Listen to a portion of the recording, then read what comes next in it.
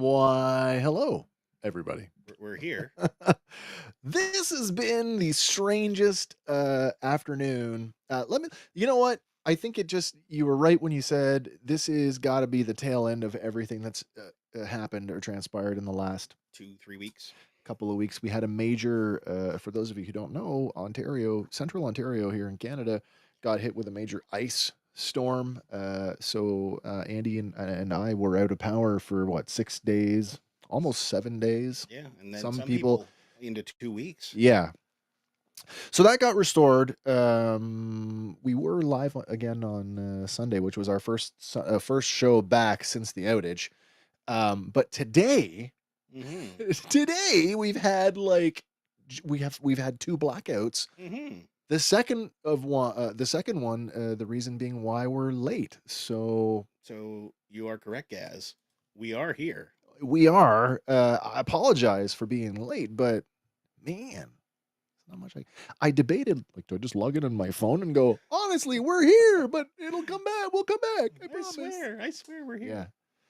Do I look awfully bright to You did a second ago. You Something brightened up. happened. I don't know. The lights didn't change. Hmm. I don't understand. That's okay. Oh, poor Josh. All right, my guy, friend. as I know usual. that guy. That guy. Gaz says, woo, let's have to go. No, I like the other one. Yeah, that one. Well, look Oh. who decided to show up. I got a pretty lenient boss. He's okay with it. I'm I sorry. think he'll let you off the hook. I'm sorry. Man, so yeah, we're here. We are.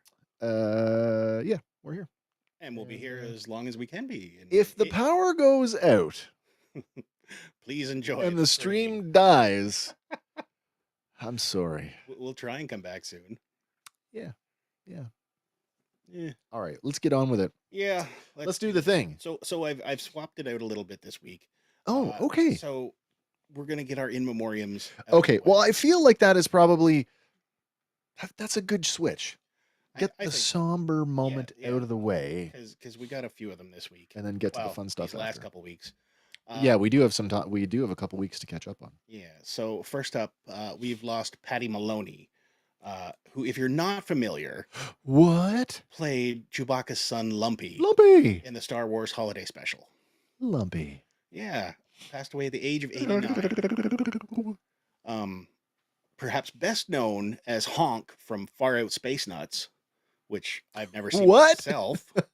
If that's your best known role and you don't know what it is. Yeah, but we're Star Wars guys, right? So when you say Lumpy, I'm like, I get that. Yeah. I know Lumpy. Was also Darla Hood from the animated TV series The Little Rascals. She was the voice of Darla? Yeah. Oh. She was in Star Trek Voyager back in '96. Oh, I know that. Often a guest star on variety series like Donnie Marie. Sure. She portrayed the robot waitress Tina in Buck Rogers. The episode Cruise Ship to the Stars. Oh, nice. Yeah. She also appeared on an episode of Rhoda in the episode Ida Works Out in '77. Rhoda. Yeah. Wow. Spin-off of Laverne and Shirley, wasn't it? No. Mary Tyler Moore. That's it. Yeah, they were her best friend. And closer to my heart, she played one of the elves in Ernest Saves Christmas. Well, why didn't you lead with that? Because I don't know. Can't start with Christmas. And it could be Christmas whenever you want. It's Christmas today. I know we're going to talk about it later, but I got my pre-order in. Woo! I'm excited. We'll talk about that in a bit. But, condolences to her family and friends, and yeah. Her body of work will live on. Because I know I'll watch Ernest Saves Christmas every year. Nice. Yeah. We also lost this past couple weeks Clive Revill, who, if you're not familiar, he has passed away at the age of 94. He was the voice of the Emperor in the original Empire Strikes Back. Right. Yeah. He passed away March 11th at a care facility in Sherman Oaks after a battle with dementia. And this is as reported by his daughter, Kate Revill. Okay. But he's been around, forever. He played Cops in Otto Preminger's Bunny Lake is Missing back in '65. Yeah, that's past my time. Yeah. Jack Smite's Kaleidoscope in '66. Uh, Joseph Losey's Modesty Blaze in '66 as well. All right, yeah. And he was also in John Ho's The Legend of Hell House in '73 with Roddy McDowall. All films that I have not seen. Fair enough. But, he was the original voice of the Emperor, which Yeah. unfortunately get redone with the special edition by Ian McDermott in 2004, sorry, is when they did the redo. Is that right? 04? Yeah. Is that long ago, eh? Yeah, the DVD release. So like 20, 4 years ago. Yeah. Yeah, wow. Well, 21 years ago. It's 20. Oh, yeah, 21. Yep. 5 minus 4 is 1, Wes. Yeah. But perhaps best known, or not best known, but best recognized, Alfred the Butler on the Batman animated series in '92. Oh. Yeah. Oh. The Emperor also advised Batman. Now I've got to get a clip. I got to hear them back to back. Because now that you say that, I'm like, I can kind of hear it. A little bit. Yeah. But in an interview he gave in 2015, he said, "They come up to me and I tell them, close and shut their eyes. Then I say the Emperor's line, 'There is a great disturbance in the force.' And people turn white. One nearly fainted." So that much impact from a voice. That's cool. You know. That's cool. But I mean, we've heard this before, and another Batman connection, in the words of Kevin Conroy, who said, to be a great voice actor, you've got to be a great actor. So, yeah. And, he's got a lot of big screen work going all the way back. Double Man in '67, Fathom in '67, The Assassination Bureau in '69. Yeah. A Severed Head in '70. The Black Windmill '74. One of the dinosaurs is missing in 1975. Zorro the Gay Blade. Oh, yeah. 1981. Yeah. That's a good movie. Robin Hood Men in Tights in '93. That's a good movie, too. It is. Dracula Dead and Loving It in '95. Dead and Loving It. And then The Queen of Spain in 2016.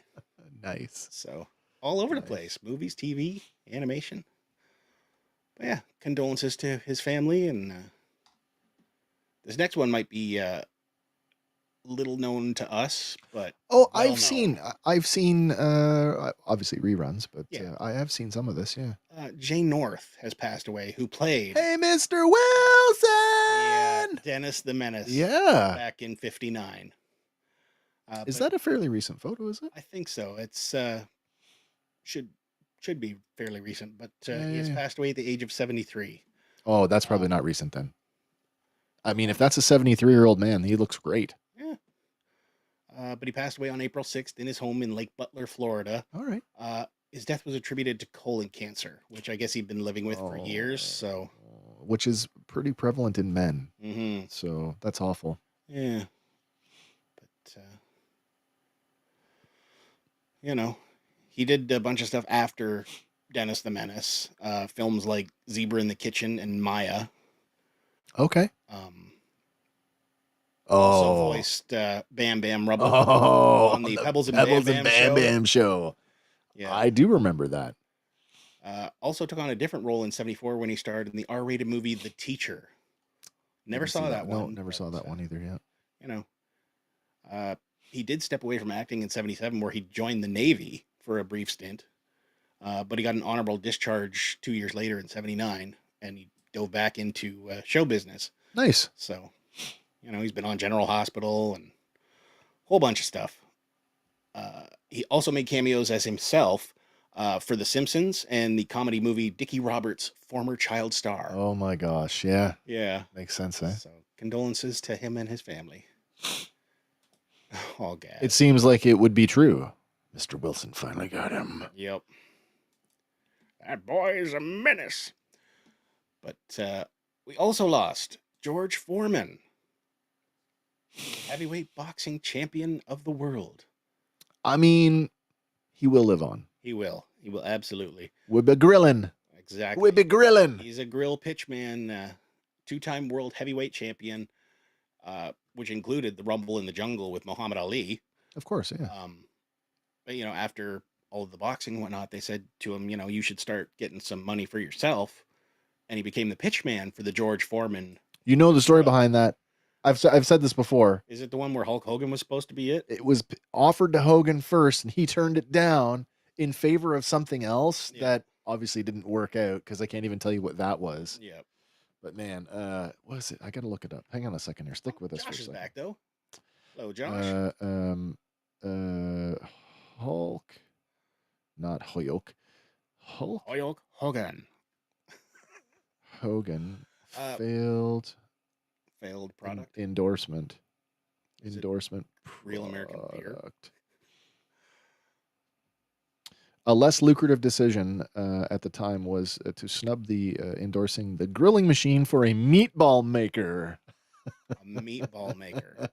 Yeah. So a versatile machine that'll grill everything from burgers to chicken. Let's see this. Or a meatball baker. Hulk Hogan meatball. Who doesn't want some Hogan balls? Meatball maker. Real American balls. Is there a picture? Oh, there is. Oh, here we go. Here's another one. The Thunder Mixer. Oh my God. Let me turn this the screen down here a little bit so we can see if we can put this on camera. This is hilarious. Oh my God. The Thunder Mixer. Brother. Oh my gosh, that is so bad. Oh dear. That looks good on him in retrospect though. But this isn't about Hogan. This is about it's about George Foreman. This is about George Foreman. And his family posted on his official Instagram account on March 21st, "Our hearts are broken. With profound sorrow, we announce the passing of our beloved George Edward Foreman Sr., who peacefully departed March 21st, 2025, surrounded by loved ones. A devout preacher, devoted husband, and loving father, a proud grand and great father, he lived a life marked by unwavering faith, humility, and purpose." My gosh, I didn't know he's a preacher. Yeah. Did you know he also had, 12 kids? And get this. Daughters, Natalia, Leola, Michi, Isabella, Courtney, Georgetta, and Frida, who unfortunately passed away in 2019. Okay. He also had 5 sons, each named George Edward Foreman. I shouldn't laugh at that. Now, he did it so that the boys would always have something in common. Plus, the Foreman, George Foreman, will live on, right? I guess. Yeah. The boys will always have something in common. We all have the same name. Yep. What is like? I'm George the First. I'm George the Second. You would think so. I'm George the Fifth. Yep. I guess Dad would be the first, right? Yeah, he's senior, right? So. Yeah, I mean, it just seems that would be the logical thing to do. Yeah. Married 5 times as well. Maybe that's why he had so many children. Could be. But he is survived by his wife and 11 children. I shouldn't be making fun of the man. But, he's carved his legacy. He's good. And, That's true. Condolences to his family and friends. And, yeah, no, you're right. Oh, Josh. He's still waiting on that dude. Terrible. It is. Terrible. That is the worst deal. This guy, your boss gave this guy the worst deal in employer history. Yep. Well, wasn't worse for him. What, show up whenever you want? Yeah, that works. Man. But no, continuing on here, we also lost Kevin Staples, the co-founder of the alt-rock band Rough Trade. Oh, that's right. Yeah. Rough Trade with Carol Pope. Yep. Yeah. Co-wrote the band's best-known 80s hit High School Confidential. Yep. Yeah.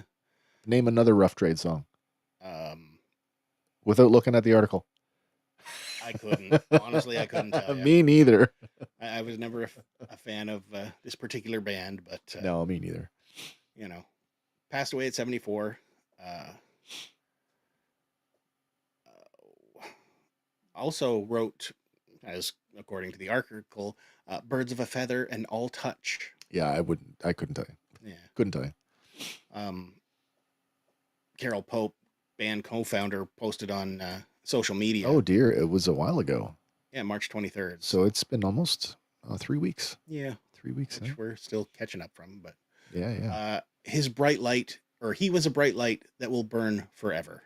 So that's, simple, respectful, and yeah. Apparently the band won 4 Juno Awards in the 80s and was inducted into the Canada Walk of Fame in 2023. So that's cool. Yeah. Unfortunately, no other details have been released about his passing, but condolences to his family and friends. And finally, we also lost Val Kilmer. Yeah, this one kind of came out of nowhere for me. Passed away at 65. But yeah, he'll be remembered forever, not just for Top Gun, for Batman, for The Doors, Tombstone. The voice of Kit in the Knight Rider remake. Really? Yeah, in the TV movie he was. Nice. No, in the series too, which was very good, by the way. Yeah, but according to the New York Times, his daughter Mercedes told them that the cause of death was pneumonia, even Really? though he'd been battling throat cancer for several years. Well, obviously. Did you see the documentary? Not yet. Oh, it's on Prime Video. It's good. It's yeah, called it's Val, good. right? Yeah, and it's the opening narration is from his son, and holy, does he ever sound like his father? Chip off the old. Oh yeah. But yeah, rolls in the 80s with Top Gun, Real Genius, Willow, Mad Mardigan, Heat, The Saint, and then he did return to screens in 2022, non-speaking role, but Top Gun Maverick, right? You know my relationship with that movie. Yep. How much I love that movie, and I was really concerned about how they were going to handle that, but I think they did it very, very tastefully. Yeah, yeah. Unfortunately, he divorced from his wife in '96, but he is survived by his daughter Mercedes and son Jack. Yeah. So, condolences to family and friends, and your work will live on. Absolutely. Gaz says, "Oh, Val, you will always be my wingman." You'll always be my wingman. Oh, right in the feels. Yeah. All right, now that we've gotten through that little sad portion of the show. Yeah, should we get on to something a little more fun? Yeah, all right, let's try it. Random Fandom Trivia. All right. All right, this week. Okay. What is the name of the alternate dimension in Netflix's Stranger Things? I've never watched a full episode of the show, but I know the answer. Do you? I do. Well, is it A, the negative zone, B, Dimension X, C, the other side, or D, the upside down? Do we need the sounder for this? I don't know. We got 5 folks watching. All right, we'll try it. We'll give you 30 seconds and we'll come back and check in.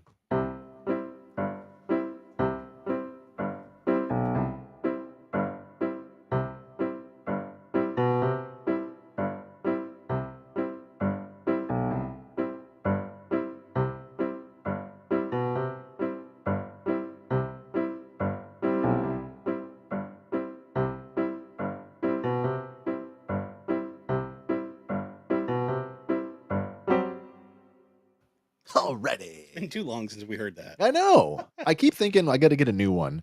I'm almost to the point where it's like, do I want to spend some money and like Fiverr a tune? I've thought about that a few times just to see what I could get for like $50 or something to see what somebody would make. Well, Gaz is coming in. He says D. D. That's a strong D with a double exclamation point. Sean's coming in here with B, Dimension X. I want to talk about A for a second. Not the negative zone, but did you hear? Did you get the news? Which news? Their DC Comics is doing away with the Phantom Zone.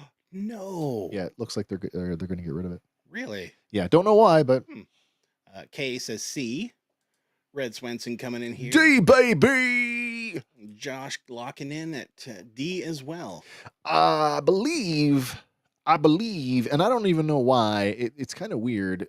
I keep saying I should watch this because of all the Dungeons and Dragons references. You really should.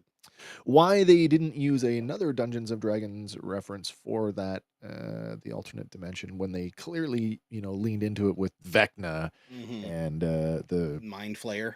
That and the flower-headed thingies, whatever you call those things.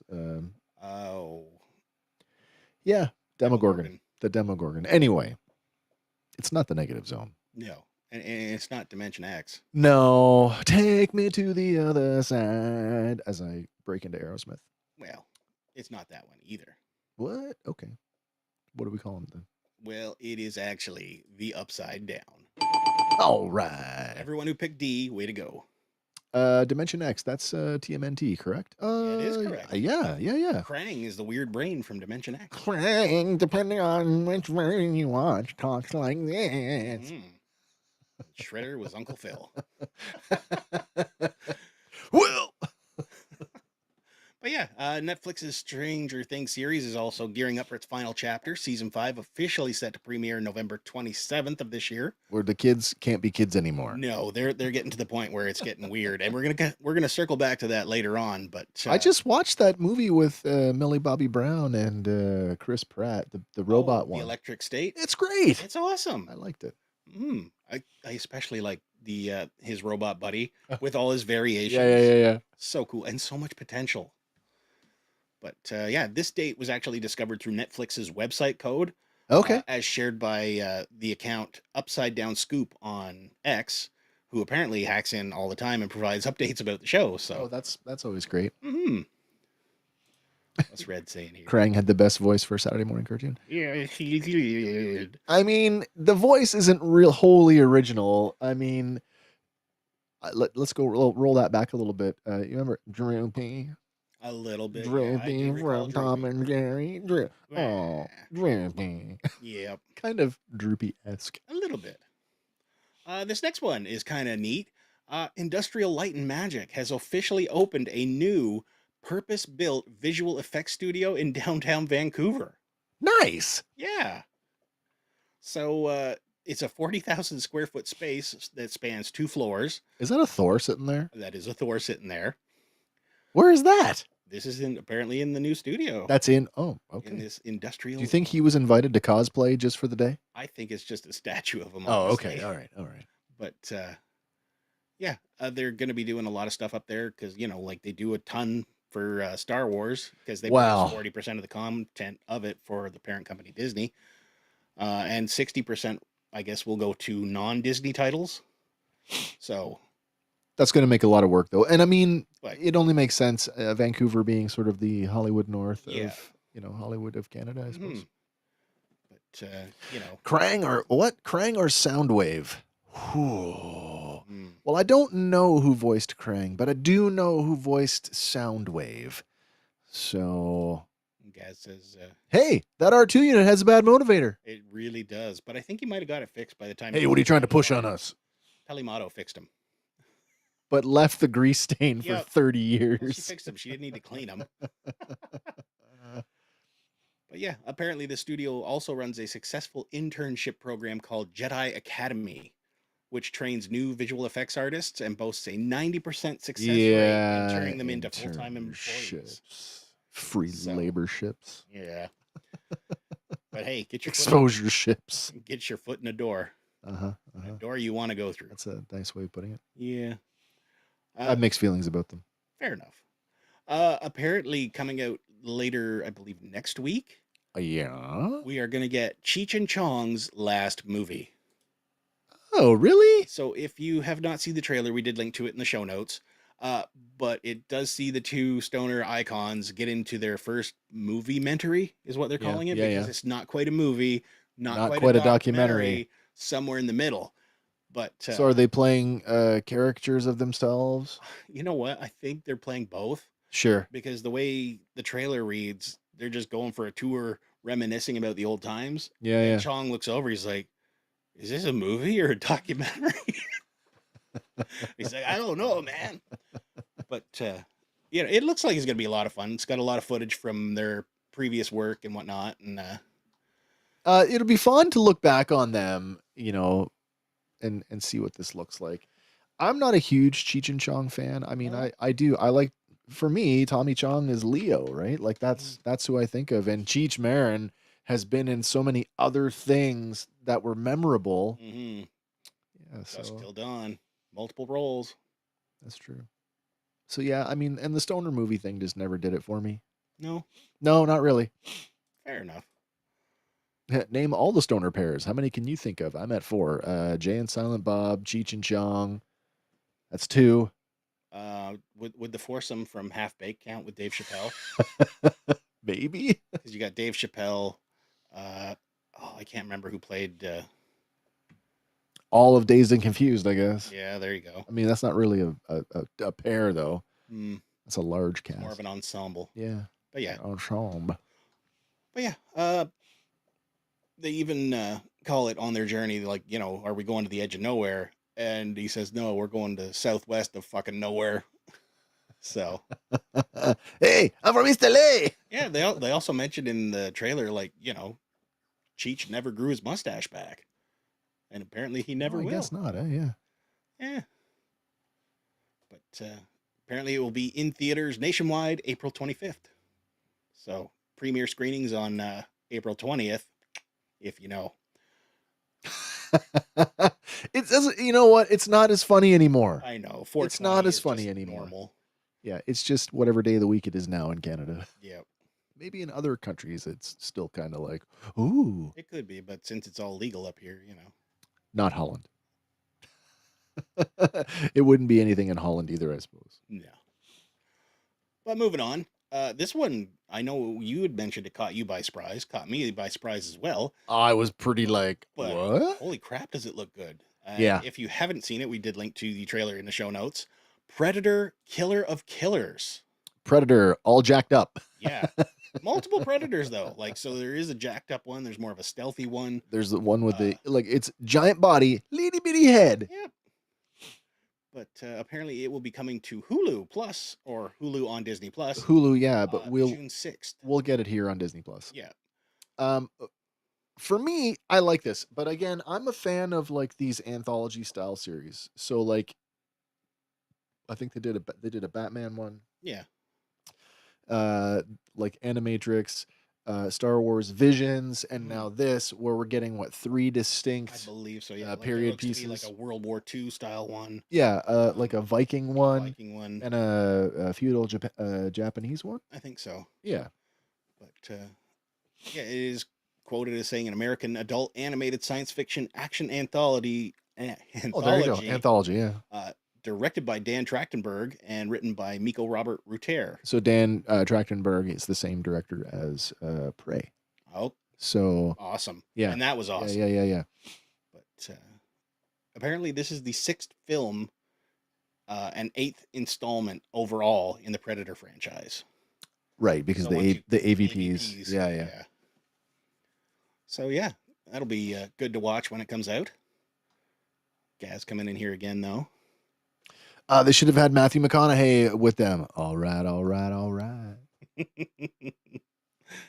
That'd be weird.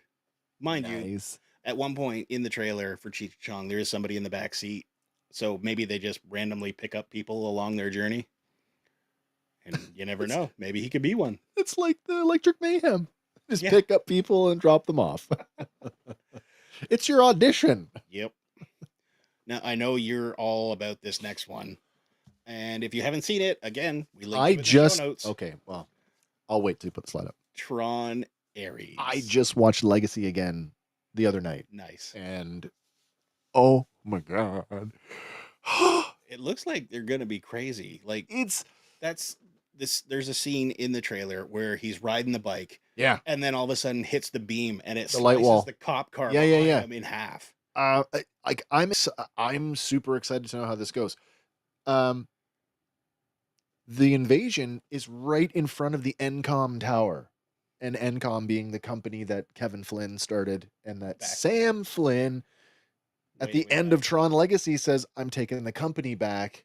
And then he rides off into the sunset with Cora on the back of the bike, which leads to the question, is Sam Flynn and or Cora going to be involved in this movie?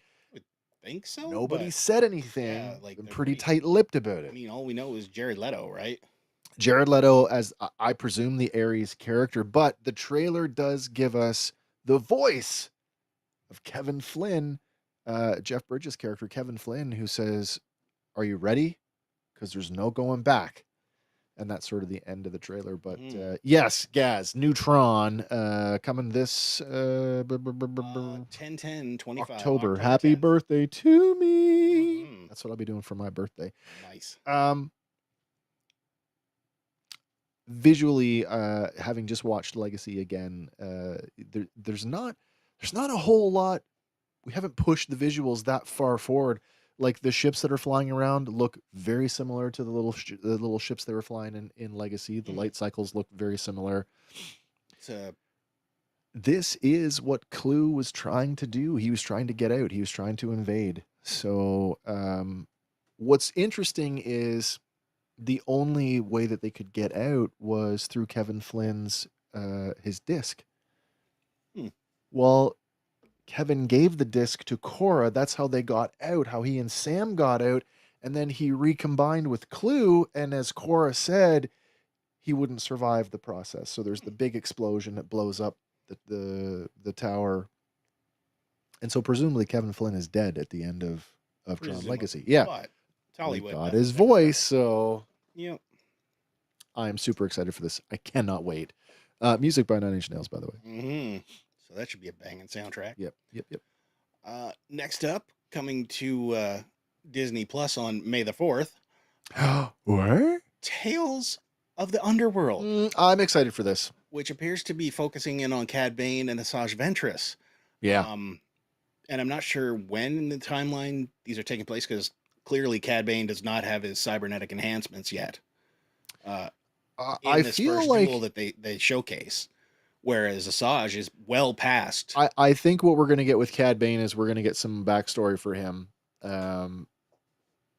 But with the Asajj parts, that's clearly post, like that's Bad Batch era. Yeah, it could be post meeting of. Yeah. Of oh, come on, Omega. You could have just left it with the Bad Batch. I got it. I know. But yeah, the blonde hair, the yellow lightsaber. And she apparently takes on a new Padawan. Jedi Sentinel like. And then, of course, in our private chat, was it Hank that had posted, hey, you want to bet this kid's is Jude Law's character from Skeleton Crew? And I'm like, I fucking hope not. Because I remember, do you remember what Jude Law's character said in Skeleton Crew?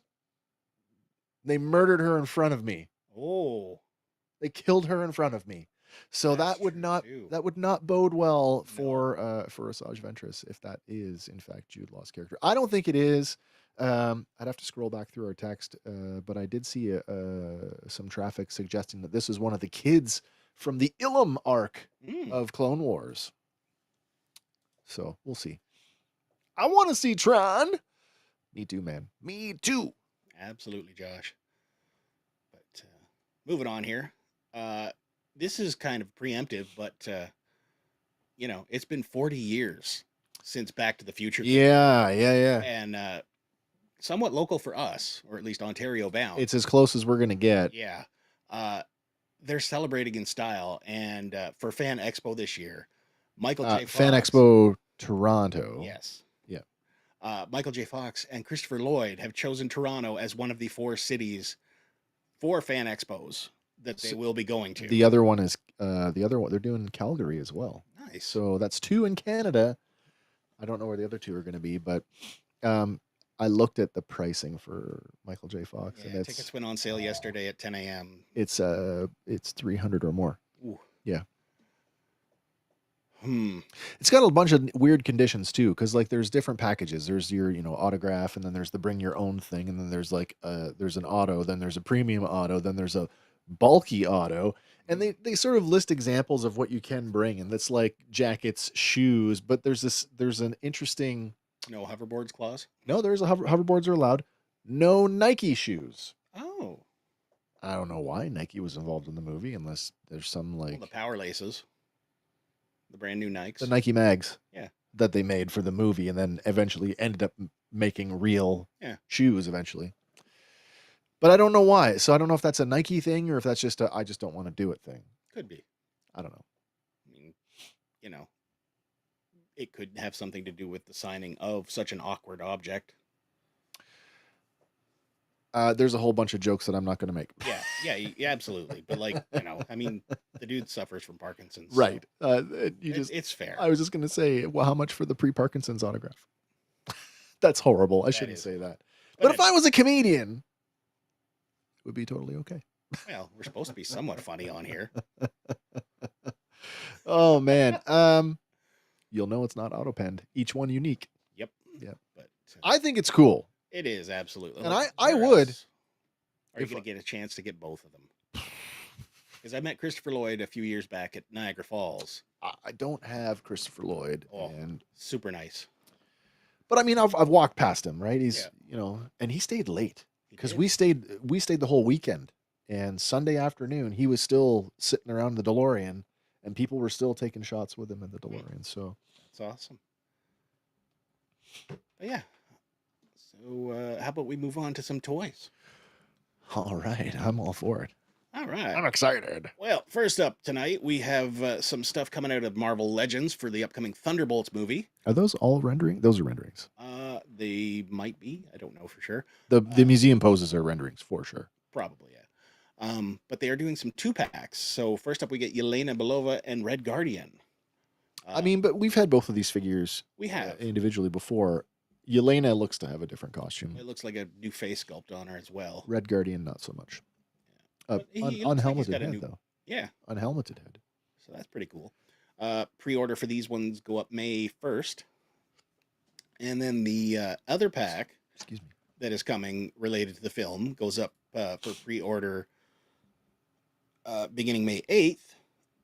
Why different dates? I don't know for sure. That's weird. Okay. But a week apart. That's not too bad. But the next pack is Bob and John F. Walker. Bob. Bob. Come on. It's the Sentry in full Sentry costume. So and we've already spoiler, had we've seen some footage of him already, and he looks pretty impressive. Yeah, that I would say I'm impressed with the look. They haven't really deviated. No. U.S. agent we've had before. Yep, we've had him a couple times. I wouldn't be surprised if this is 100% reuse. Maybe. In fact, I would kind of expect that it is. Maybe a new head. Or a new paint job, maybe. That I don't even really consider to be, like, paint is paint, right? Yeah. But, like, sculpting-wise, I expect nothing new here. Fair enough.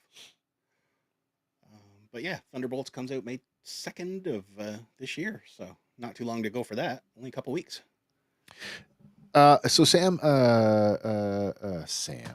Wilson?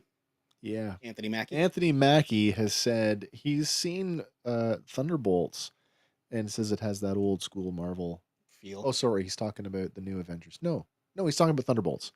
It's going to have that old school Marvel feel to it. Nice. Old school. Oh, I saw another thing that said the test screenings are like rating off the charts as far as that's good.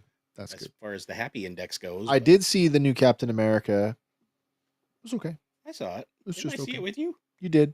Yeah. You did. I hope we get a decent Bucky this time around. Just saying. I do like the line from "You got somewhere better to be." Mm-hmm. So, I mean, I've been waiting for Bucky to take a leadership role. And this is it. Yeah. So when he says the Avengers aren't coming. Yeah. And they're all tied up in the garage port. Yeah. And Red Guardian. I love that guy. Exactly. But, I mean, it's cool. We're getting what? Three super soldiers? Yeah. An assassin, Taskmaster. For a short period of time, maybe. Possibly. And Ghost? Yeah. And apparently a god level. Oh, I meant for the team. Well, he starts off on the team, right? Is he going to start as a Thunderbolt? I believe so. Oh, I didn't get that impression. He's got the whole split personality thing, like Sentry good, the Void bad. Yeah. So, I didn't. Spoiler. I didn't pick up on that. Fair I knew the split personality thing. I didn't pick up on that he was going to start the movie as a good guy. Well, I get that impression just because he shows up in his little frock and then stands out and gets shot up, right? Right. Okay. All right. And that was the first trailer, I believe. The Winter Soldier is my absolute favorite character in Marvel. In all of Marvel, in the MCU, in the comics, are we differentiating here? Yeah. Because this next one's also Marvel. Next in the Maximum line, so I know it did come out a couple weeks ago, but these are the like extra articulated. Yeah. And this one looks sweet. This is the Maximum series Hulk. So I did see. That doesn't look like what I saw. No? I just saw a Hulk. Is this the one that has the rubber? The rubberized chest, so it can facilitate the clap. Yeah. Okay, so that is the one that I multiple heads, multiple accessories. That is very comic book looking. It is. The heads that are included range from like classic to. It looks like what, three heads at least. maybe 4. Yeah. Oh, there you go. In Yes, everything. everything. But yeah, you can pre-order this particular figure now. Um, apparently, it comes with 11 accessories in total. Alternate heads, thunderclaps, missile accessory, and a, big ass Hulk figure. I do like the sinister looking head there in the bottom right. It Mhm. kind of reminds me of the Grey Hulk. A little bit. The Joe Fix-It when he's Yeah, kind of, yeah. This next one goes back to the original Sony Spider-Man trilogy. It is Spider-Man with the symbiote. Oh, it's Emo Peter! It is Emo Peter. Emo Peter! And he comes with a little Venom accessory that tacks onto his shoulder there nicely. That's pretty cool. It looks pretty posable too. Like that looks one pretty shot cool. matches the poster right out of the marketing. There's no toe articulation. What's going on? Uh-oh, no toe. Well, can't have everything, I guess. I'm not a big fan of posable toes anyway. He's not a maximum figure. Just a regular one. I like this only because It's a good head sculpt. I liked the black suited Spider-Man.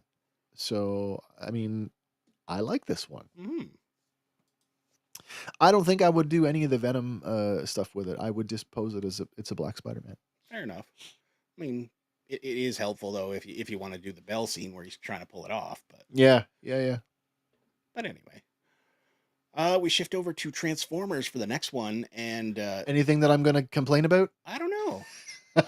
This is a Transformers the Movie Studio Series MTMTE collection.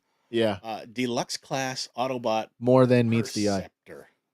I should have More than meets the eye. I should have recognized. Yeah, I'm going to complain about this one. Okay. Because is he already on your shelf? Yeah, he's right there. The weird part is so this mold we've already gotten this mold. The accessories are the weird part because they're packaging him with one Autobot cassette tape and one Decepticon cassette tape. Yeah, why? And Ramhorn. Why? I don't know. Why? This makes no sense. To force you to buy it. Wow. If you want to expand your cassette tape collection. I don't. I mean, I do. I don't have a blaster that would accommodate that. Oh no, I do. I do have a blaster that would take that. I would need a masterpiece scaled Rat Bat for that. But it just doesn't make sense. I don't remember a point in the movie where he. I guess there is that one scene where they both deploy the cassettes and they're running back and forth, and Perceptor is there. Okay. But it just doesn't make sense to me to package these 3 figures together. Like Ramhorn should have been packed with Soundwave. Oh, with Blaster and obviously with a Soundwave. Yeah. Oh, Josh is in luck. The guy's finally here. He's here. Start the car. Start the car. Yeah, pre-order for this guy is available now. That being said, if you didn't have this figure already, it is a good mold. Okay. It is a good mold, and it is worthy of picking up. If you have the previous Chug Perceptor, which I think was actually a truck, it is a definite improvement over that. So, really looks good. Looks good beside my G1. I got my G1 up there in microscope mode because this one looks pretty good as a robot. So I like this one. Next up from Takara Tomy through Hasbro, MPG 17 Optimus Prime. I mean, Convoy. Yeah. Convoy. And Transform. He looks pretty damn good. It's pretty cool. Like if you followed Transformers from way back when, you know that this is the longer, pointier bat ears. The ears. That's very much Japanese Convoy. Mm-hmm. I like it. I don't know if I like it enough to swap my MP10. A lot of people swap their MP10s for MP44. I don't know if I can do it. Well, I don't know if you want to swap, if not just maybe add them next to it. Listen, did I not tell you The Great Purge of Optimus Prime. Before the great toy purge of what, 2017? Something like Do that. you know how many Optimus Primes I had at that time? 6? 11. 11. Well, now the question is, how many Lukes do you have? Well, I was going to say Optimus Primes now, including the non-transformable ones. From Jada, right? Yeah, including the non-transformable Primes, I now own 6. Oh, you're halfway there. So you need this guy. 6 Primes. Well, I mean, he's masterpiece. So he's going to be hundreds of dollars. Actually, you know what?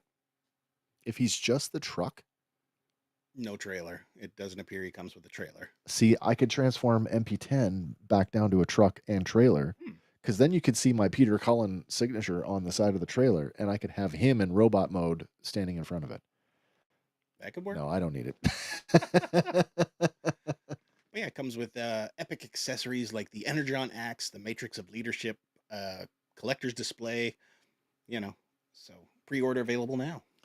I do love Optimus Prime. And this is a good looking Prime. Speaking of toys that are going to cost you hundreds of dollars. Yeah. Through Hasbro, but actually through Robosen. Say no more. The next one, it is G1 Bumblebee.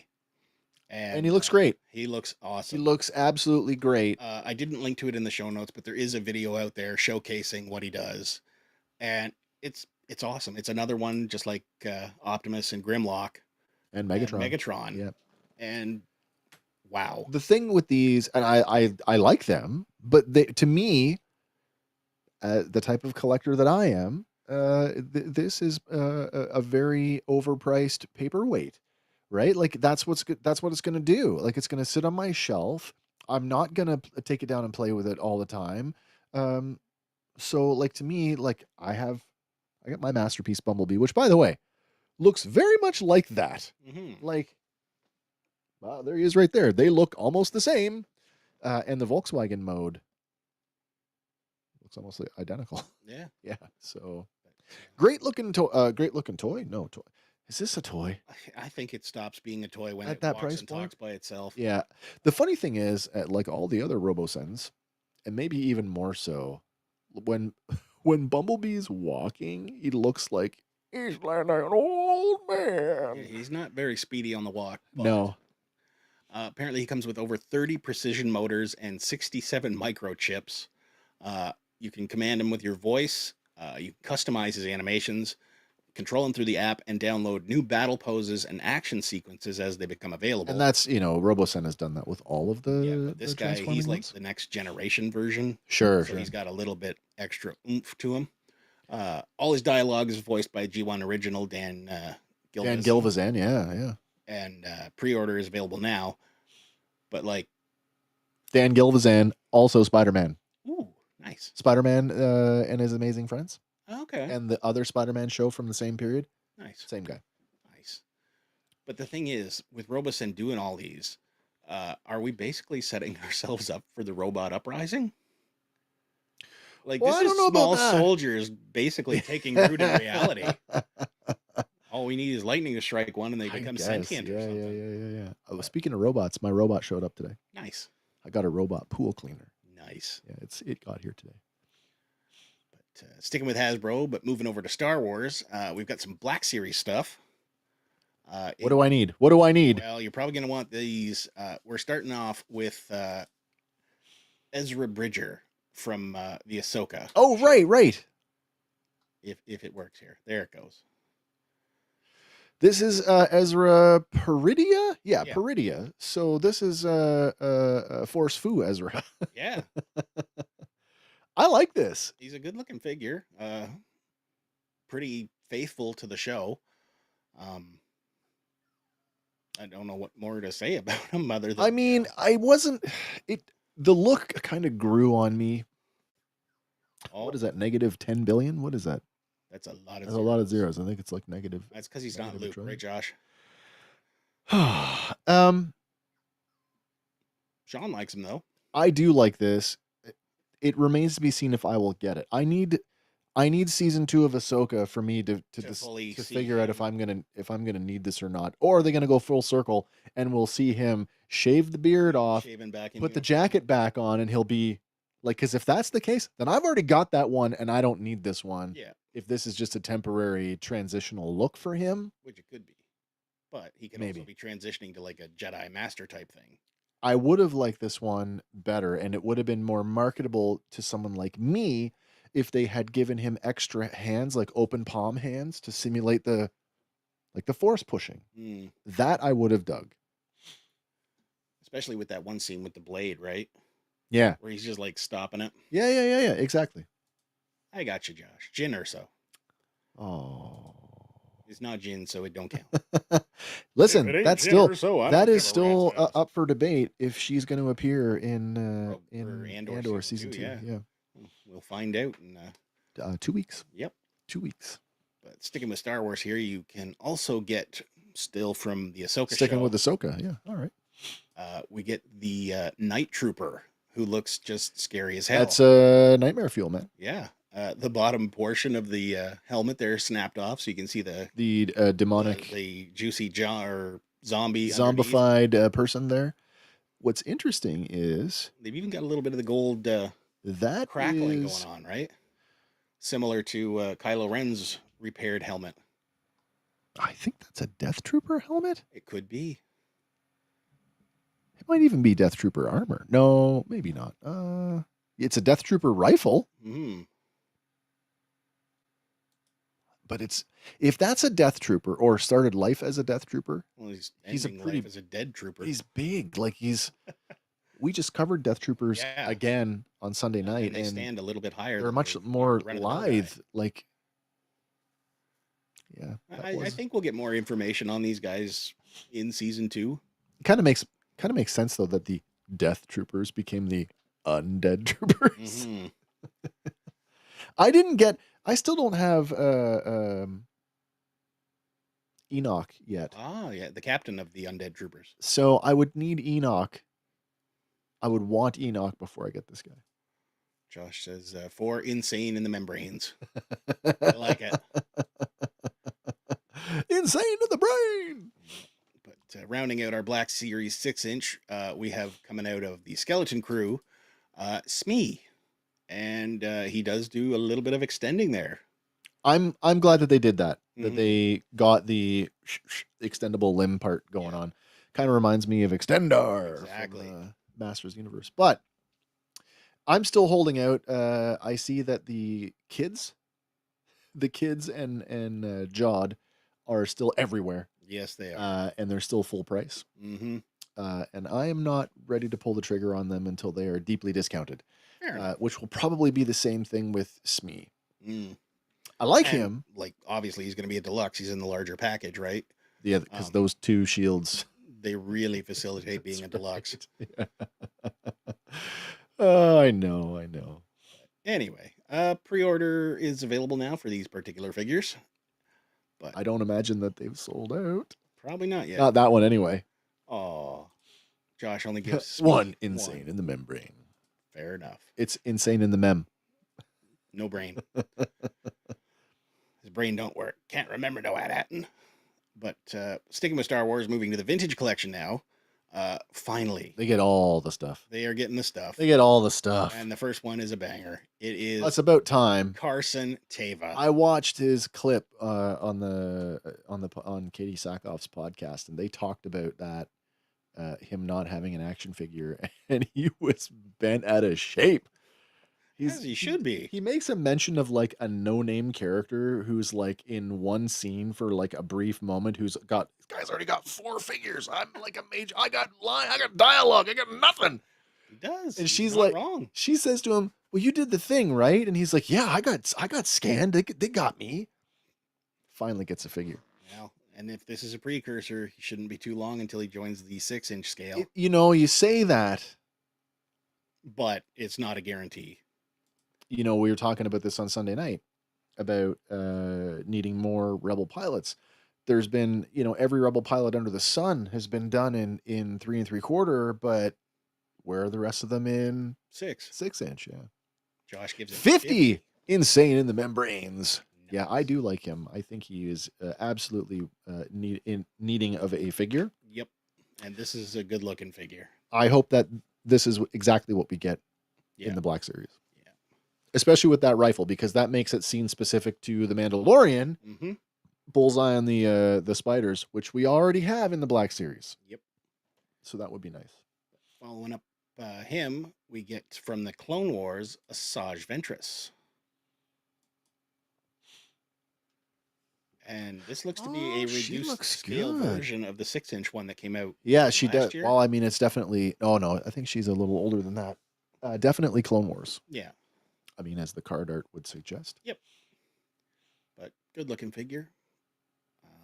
There's something going on with those lightsaber handles, though. They're kind of squared off. A little bit at the bottom, eh? Yeah.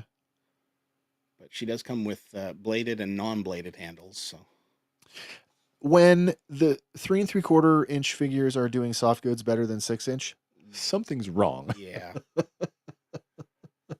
0.5. 0.5? What is wrong? Yeah, dude. He's a I great love character. Asajj Ventress. Great character. Next up, we have Alexander Callis from Rebels. He's another one. I want a Callus. In fact, I want both versions. I want this Callus, the evil version, and then I want the with the well, he's got the chops there. I want the tan jacket version, like I'm a rebel now. Flipped. Yeah. Fair enough. And I mean, he had already flipped. We just didn't know that. True. But then to round out this batch, we also get from the Empire Strikes Back, Dengar. Pistol. Mm-hmm. Does my Dengar have a pistol? I can't see from here. Don't know. Looks like a take on the Greedo killer anyway. It is, yeah. And Josh gives it 2 insane in the membranes. 2 insane in the membranes. Yeah. So that is your vintage collection Star Wars single releases, but they are also releasing another vehicle collection. Oh dear. And this time we're getting the Land Speeder, complete with Farm Boy Luke. Oh, I'm thinking I already have this. But this is vintage scale, so it's a little bit littler. It's funny though, like I said, I already have this and it looks like it has the same detailing. Although I think the steering wheel is actually quite nice. Mm-hmm. Comes with a photoreal deco and soft goods poncho, 7 deluxe accessories, and 7. Yeah. What are the 7? Does I'm Luke count? I would he be an accessory to Well, the Land Speeder? So, well, 'Cause let's he think comes about with it. his hat, droid collar, lightsaber, poncho. Is the droid collar detachable? Can he like take it off the belt and hold it? I believe so. So rifle, droid collar, binoculars, lightsaber, bucket hat, Mm-hmm. poncho. That's 6. How many does it come with? 7. And Luke. I guess the photoreal background. No, Luke is the other accessory. Because if the Okay. vehicle is the thing, the figure is the accessory. Fair enough. And then the figure's accessories. That makes 7 if you include Luke. There you go. But either way, available for pre-order now. We'll just make it sound like it's more. Exactly. It is technically 7. Josh says again. I know. I mean, we got the Power of the Force, yeah, Looks the which same. is the same mold as the vintage toy. But does this one have better articulation? I'm wondering. The Landspeeder? No, the Luke. Oh, the Luke, absolutely. I mean, as if you're into that, the more the modern articulation, this figure kills. The Power of the Force. The Landspeeder too, for that matter. I don't believe. Does the Power of the Force one have an opening hood? I don't know. Can you open the hood on that one, Josh? You'd know better. You can on this one though. Yeah. But a couple more from Hasbro here. I know these aren't for you, but Wait, Tom. the real Ghostbusters. Oh, they're not for me. Ecto Glow Heroes collector set. Glow in the dark figures. Yep. Is that what we're getting? That's what we're getting. No. Oh, these are dumb. This is a San Diego Comic-Con 2025 exclusive. Okay. Bringing back the glow-in-the-dark versions. So I'm guessing you'll only be able to get it there or possibly on their store after the fact. We've seen convention exclusives get sold. Apparently, the Power of the Force does have an opening. It does have an opening. Okay, good to know.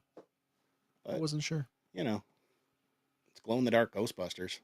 Yeah, I'm a pass on this too. Even if I was into real Ghostbusters, which I'm not, I would have been if they were more readily available. I would have got the real Ghostbusters when I was collecting the Diamond Select figures, but it was too hard to get. Fair enough. Josh Pass says on that. And Sean also says pass. Pass on them. Yeah. And Josh follows it up with used to put Luke's weapons in the hood for storage. In the hood. Yeah. Makes sense. Sticking with Hasbro, though, we've got some from the G.I. Joes, which were digitally revealed a couple weeks ago. I watched the fan stream. Yeah. Oh, but now good. we've got the figure photography. First up, I believe we have Major Blood. I pre-ordered him today. He looks good. These went up for pre-order on Hasbro Pulse today, as well as other fan channels. And if you were lucky enough, like I was, I got them from Amazon, which means I got them in Canadian dollars and free shipping. Nice. Shipping in October. This is pretty much a reuse of the Cobra Island Major Blood with some new deco. That one is like way out of price now. Yeah, I mean, if you were looking for a Major Blood, not a bad option. this is a good one to go. Mm-hmm. There was a bunch of talk that this was going to be a retro carded figure, but as the fan stream showed us, no, regular release. Yep. And as he is part of my my Original quest Cobra. for the original the 82 line, he's a must-have for me. So I was very excited to get him. The first one was good enough. Yeah, but if you missed out the first one, the Cobra Island one, the Cobra Island stuff was kind of cool because to me that was what it should have been from the get-go, and not the Fortnite Joes. Yeah. I don't know how else to say that, the Fortnite Joes, because that's what they were. Yep. But following that up, we also get the Cobra Commander with his combat armor. I had a good look at this today, and I guess I missed it during the fan stream. There's two heads, and one of them has reptilian eyes. Really? Yeah, the one in the picture where he's pointing, that's Yeah. reptile eyes, and then the other one is human eyes. That's cool. And if you recall the Deke cartoon, that iguana is the devolved form of Serpentor. Really? Yeah. Once a man. Josh. Yeah, they were Fortnite. They totally were. And then I'll get it later. This Cobra Commander does not resonate with me, only because we're what, 1990, 89, 90, but around there. This one came out. This one resonates with me. My brother had this figure, so I still have it. So, arguably though, like outside of the classic one, like the Chrome Dome, I like this one maybe better than just putting on the hood. The hooded version. Yeah. Josh says, the new really snake butterfly. I guess I like snake eyes. But... That's the ticket. All hail Cobra Commander. May the great snake live forever. And there you go. Josh corrects it up. Oh Lord, snake eyes. Yes. Yeah, Snake Eyes also released in this one. I don't know if we're going to that one next. No, we're actually going Monkey Wrench next from the Dreadnoks. And if you've been collecting them, like, is he now? He's the last of the classic. I believe so, because I think there's still the vehicle release with. Thrasher. Oh, there's that, but there's also the other one on the little skiff. Zanzibar. That's the right. But I think of the classic Dreadnoks as just Zartan and the three. Yeah. So Torch, Buzzer. and Monkey Wrench. The three of them. Yeah. It was just the three of them, right? Because Zarana and Xandar didn't come till later. Yeah. And then later on this year, isn't Zartan getting a retro card? He already did. Okay. He's had, that was a couple of years ago, but Crystal Ball, yes. who I didn't know was a Dreadnought. I didn't know that either. Yeah, he's coming out later this year. But I did get my pre-order in for him. Oh, good for you, man. Yeah. But like you had mentioned, in this wave is also the Snake Eyes. This is what, the V4 Snake I think. Eyes? V4, yeah. And this one doesn't do anything for me, but I've talked to a lot of people who said this is their Snake Eyes. Yeah. in my GI Joe group, one of the guys I play with, this is his Snake Eyes, and he's quite in love with it because this is kind of like this is Ninja Force. Mm-hmm. There you go. Buzzer, Ripper, Torch, and Monkey Wrench. Oh, there was 4 of them.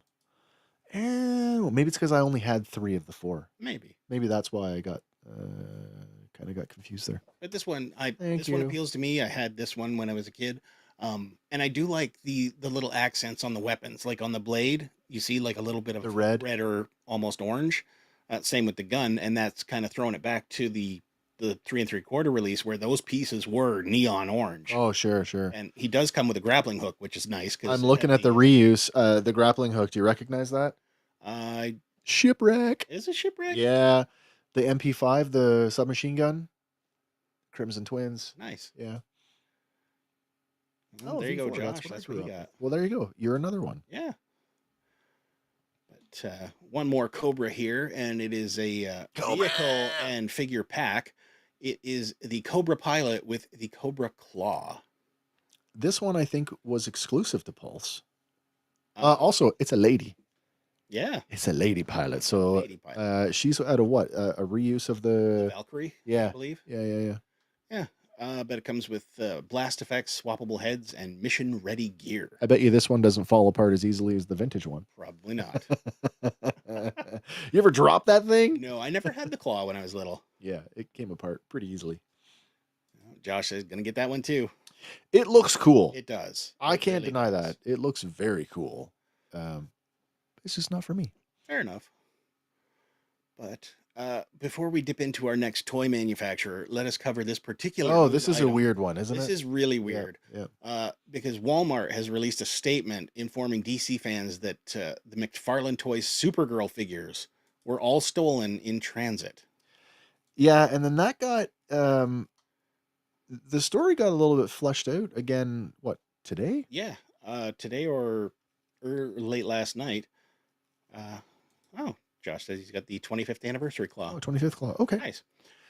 We also come to find out that it's not only the Supergirls, no, but it it's is, also all of the U.S. label Killing Joke Joker. Yeah. So the whole U.S. production run of Killing Joke Joker was on that particular transport as well. So I understand it was a sea container on a flatbed. The whole truck gone. Yeah. Yeah.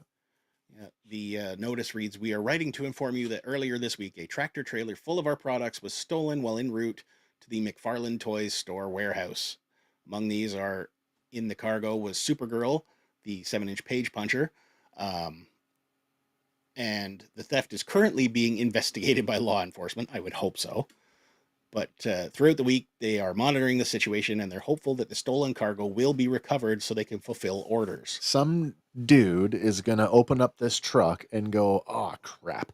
This wasn't the TVs." Right? Like, what the fuck? Not something that they can just easily move, No, right? like Because as soon as you start seeing this stuff, where did you get it? Yeah, because it's the full production run of the Joker. Yeah. And, how did you get 600? It fell off the back of a truck. Yeah. How'd you get a few thousand figures? Yeah, where'd you find those? They're pretty hard to find. They're going to show up on eBay next week for $1,000 a piece. At which point they'll go and snag him. But anyway. Oh, somebody will. Oh, yeah. Yeah, somebody will. But moving into the McFarlane stuff, we get a look at a pre-order that launches today at GameStop for Bizarro. Bizarro. Oh, Not it looks bad pretty looking. cool. Not bad Is looking. this... We've got a Bizarro before in this line, though. This is DC Classic Bizarro. Yeah, I guess so, eh? Yeah. Josh says that's like somebody being a porch pirate stealing a box of diapers. I know, eh? Like, I'm going to get something good. Nope. Or this could be the beginning of a beautiful mystery. Dude steals it, finds out what's in it, forgets about it, stashes it in a warehouse somewhere. 30 years from now. Somebody uncovers this buttload of figures. Yeah. Remember when McFarlane made DC? It's like what happened a few years ago with that the mask find from South America. Yeah. Like a case full or multiple cases of some of the later vehicles. Yeah. But moving on here, we also get Hal Jordan in his armor suit from the Return of the Supermen. And he kind of looks like John Henry Irons, but Green Lanterned out. A little bit, yeah. Yeah. I kind of dig that. And sticking with the return of Superman, also up for pre-order today, is the Eradicator. Also known as Johnny Cage Superman. A little bit. But another one, and I'm not sure. That looks like a molded cape. It does look like a molded cape. I'm not okay with that. There's too much going on there. Fair enough. Which means I can't do a side shelf post. Yeah. Yeah. Josh says, yeah, dumps it at an abandoned house. Could happen. But this next one, because it's McFarlane, what's McFarlane without a Batman? Western World Batman. So Batman in trench coat with cowboy hat. Okay. I'm not familiar with the... nope, this makes no sense to me. The Lone Batman! Exactly. This one they displayed on the McFarlane Toys show. It is Alfred Pennyworth from the Batman v Superman. It's a good-looking figure. Oh, that's Jeremy Irons. Yes. It's okay. It looks like we've taken a step back, though. Well, that's a soft goods front on him, right? That's fine, but I'm looking at the face, and I'm like... Well... yeah, it's not... Fair enough. But this one launches for pre-order tomorrow. Those Justice League figures were just so bad. Yeah. They were so bad. They also announced this next one from Batman Year One Part 4. Oh, I didn't tell you. Earlier this week, I had 89 Batman with the wing. I had it in my hand. And? I put it down. It looks good. If I didn't already have the 89 Batman from The Flash, nice. I might have bought it and just had the cape like draped on the ground because it is all soft. Nice. Yeah. But next one from Batman Year One Part 4. Yeah. Gold label James Gordon. That's a good looking Jim. It is a good looking Jim. I like that one. Yeah. I'm wondering if maybe there's some reuse from the Constantine figure, but regardless, you kind of need him, consider right? that. Let me look that up. Let's see what the Lugal machine says. McFarlane Toys, DC Multiverse, Constantine. What does the Lugal machine say? Lugal. Yo, you saw the movie. You know what I'm talking about. I know what you're talking about. You know what I'm talking about. What's the status?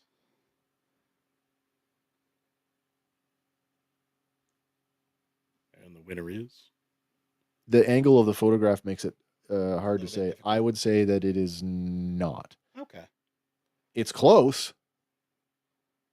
Maybe the body is. Could be. Like the upper body might be Constantine, but I think the trench coat is a bit longer or shorter. I think that it's a different mold for the trench coat. Okay. There's some obvious flaps that aren't on the photos for this Constantine one. Okay. Alrighty then. But sticking with Batman Year One Part 4, why not another Batman? Sure. Yeah. And this one, the photo doesn't really give us a lot to go on as it's fairly shadowed. He's very, very shrouded in darkness. You know, it's Batman. That's a whole lot of cape. It is a whole lot of cape. I wonder if that's movable. Like if it's a wired. Well, not just that, but it looks like if it's underneath the cowl. Because that's covering like half his chest. Yeah. Like even it's if like he's doing the even if you roll the shoulders forward, like that is way too far. Like that's almost midline. Mm-hmm. Yeah. Yay! Another Batman. Exactly. That's how I feel about it. But then we skip ahead to Year 2 Batman, and come on there, mouse, work with me. Is that gumming up again? Feels like it. I don't know what's going on there. I'm guessing this one's based primarily on the that one particular cover because he's got the weird sickle with the mace on the end of it. Yeah. And he's also strapped. So yeah, that's true. Apparently they are fully done away with, not including. Yeah, what happened to no guns? Yeah. Year 2 Batman uses guns. Warner Brothers reverse course on that? Maybe. But yeah, it includes 2 extra hands, the sickle, a weapon accessory, and art card and base. And oddly enough, on their description, Yep. not a toy. Not a toy. So Dragon Ball Z Batman. yeah. Batku. But then moving on, we get from the DC Silver Age, Dr. Fate. And That's how I think this of is him. a good looking figure. That's how I think like of this him. one. Yep. It's pretty classic looking. The description online for this one's kind of funny. They call it a 7-inch scale fidgetal figure, which Physical, includes, digital? I think so, yeah. Fidgetal with a PH? Yeah, it comes with a MTD collectible redeemable code for your Whatever. thing. Whatever. You're not making your own cryptocurrency out of toys, McFarlane. He's trying. It's awful. And then this next one, why not another Batman with Batman Final Batsuit from the Justice League, the Sixth Dimension. Whoa. And it's like Azrael times 100. Yeah. For the previous Dr. Fate, Josh gave it 5 chicken nuggets. 5 chicken nuggets. Nuggies. Yep. I don't know how many nuggies I'd give this Batman, but if you didn't it's an tell me that was extreme looking- Batman, yeah, it's just I don't an even know if I would extreme know. looking character. Because it could fit, nicely in a whole host of places. I feel like that could be in a Spawn thing. But again, it is. I don't know. Who's the artist on this run? Do you know? I do not. Yeah, I don't know either. Yeah. One. But it is a mega figure. Oh, it's big then. So it includes wings, figure display base, and an art That's card. why it's big. Wings. Mm-hmm. Wings make it big. Josh gives this one chicken nuggie. 1. Sean says the movie version is better of Dr. Fate. Oh, okay. Fair enough. This next one, chances are you're not going to get it because it was included in that theft. Oh, But yeah. it is the Killing Joker. Right. And it's a good looking Joker figure. Like, it really is. I mean, that's It's your a faithful cover that's the recreation. cover, yeah. And he can actually pose like on the cover. With the camera. Yeah. Yeah. It's supposed to come with deluxe display base with the cover reprint, 2 extra hands, crowbar, pistol, camera, and art card. But this gold label one was on the truck. So if you get it, you might know where it came from. I'd be scouring eBay as soon as the show's over. Yep. Going back to the Silver Age of DC, this next one is Two-Face.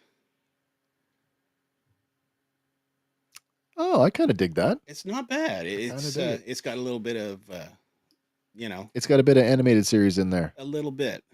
Got a little Tommy Lee Jones in there. A little bit of that. Not a too. whole lot, though. Josh gave 4 chicken to nuggies. the Joker. Nuggies for the Joker. And Two-Face gets 3 chicken nuggies. not bad. But they're the Two-Face kind. So Yeah, the nuggies are actual chicken heads. They could be. It looks like a head dipped in batter. Mm-hmm. But they're calling this one as well a fidgetal figure. Includes base and art card. I call that dumb. So I'm guessing that coin is molded right to the hand. Oh. Do you get an extra hand? I don't believe so. It doesn't say.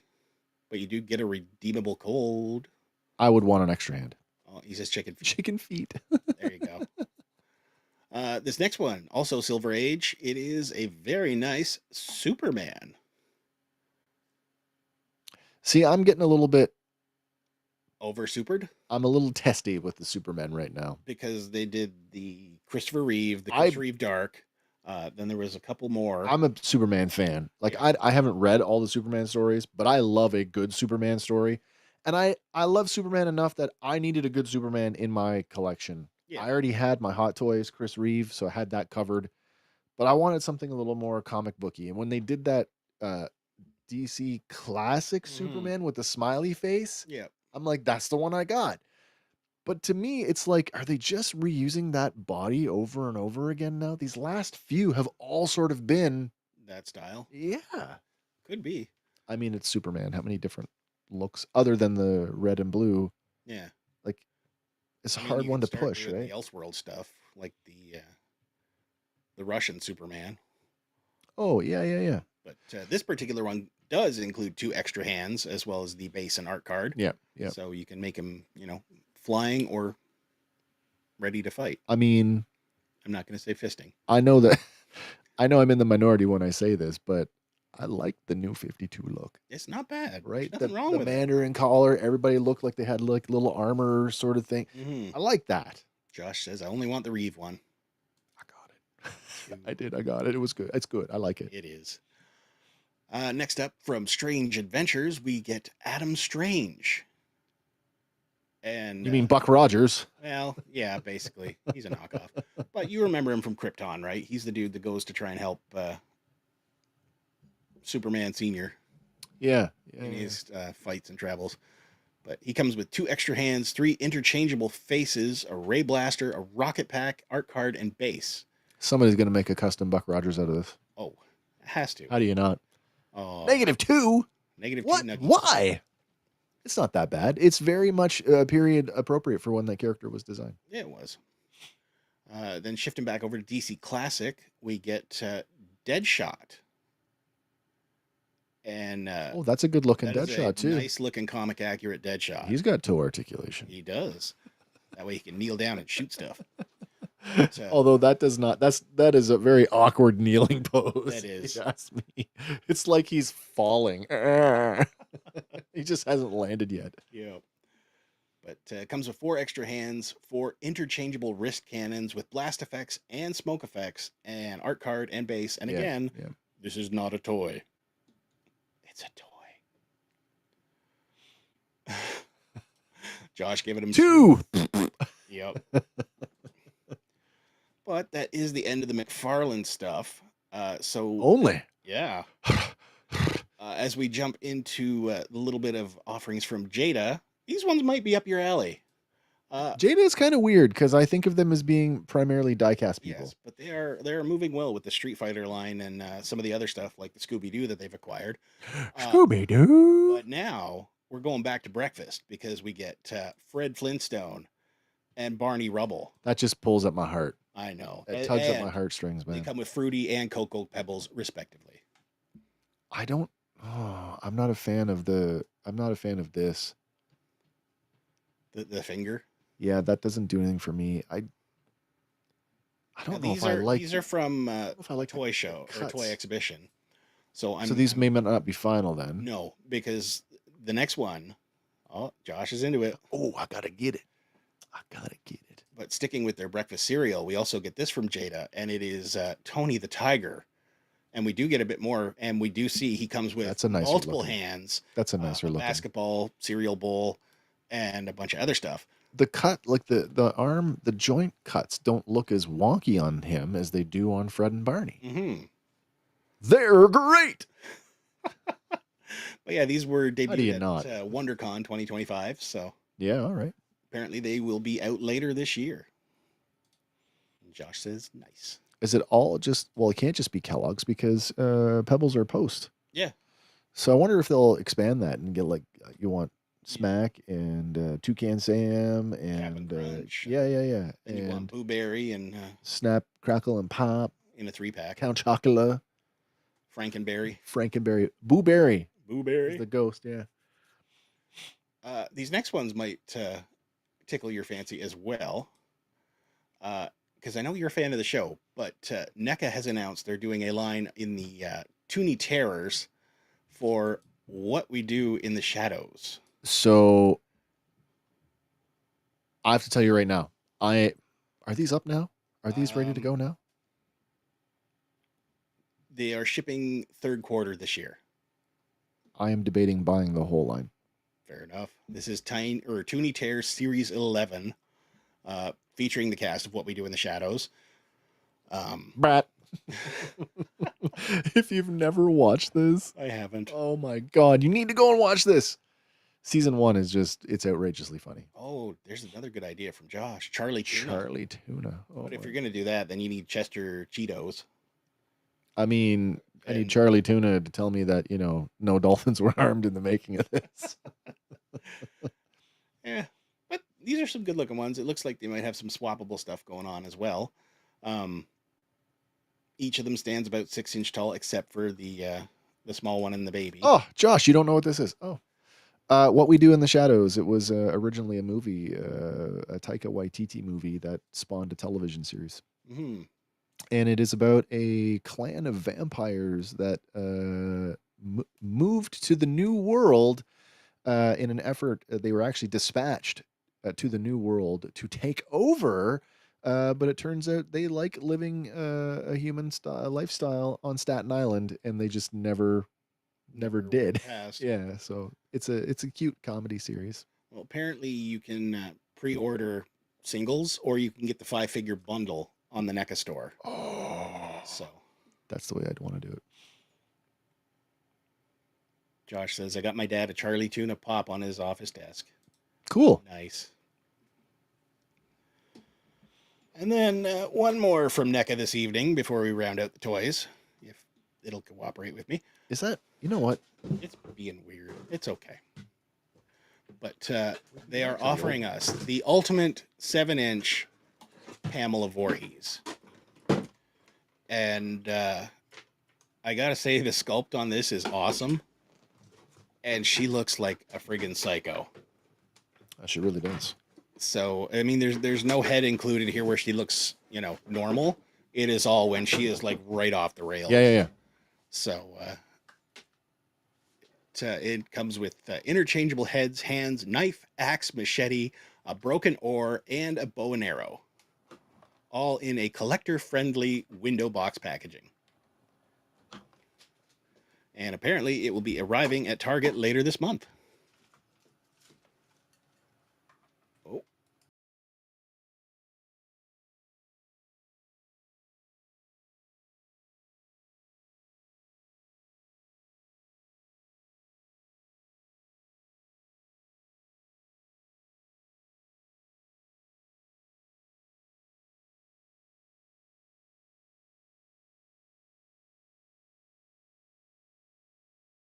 Do me there. Undo. Yep. Hey, we're back. And we're back. This is what happens when you do a tech troubleshoot midstream. It's pandemonium. Yep. Pandemonium. Oh, we missed this one from Josh, though. Back in like 1988 or 89, Mom saved up a bunch of tuna cans and got my dad a Charlie Tuna watch that he's always shown off my whole life. Your That's dad awesome. likes the tuna. Tuna's good. That's what I'm having for dinner tonight. Nice. But that does bring us to the end of our toy segment this evening. So it is time for our next one. Oh my gosh. Well, let me If cue that up the here. band is tuna. I found it. Here it is. Lyrics. It's Mr. Lyrics. Lyrics. It's Mr. Lyrics. Tonight. Oh, Can labels, actually. remember saving That's- up labels and box tops? Flag points? Yeah, Yeah. that works too. Box tops, yeah. I do remember that, yeah. But to the business at hand. Oh, yeah, that thing. This evening's misheard lyric. Oh, that's right. That thing that we do, the lyrical thing where we're not going to play you a thing. We're going to read you a thing. Right. And your gotta challenge tonight is to Come tell up us with the actual song title. the song title. That's right. So tonight's misheard lyric is Lay it on me, man. trying hard to control my fart. All right, we'll hit the 30-second sounder and we'll check back with your answers later. Trying hard to control my fart.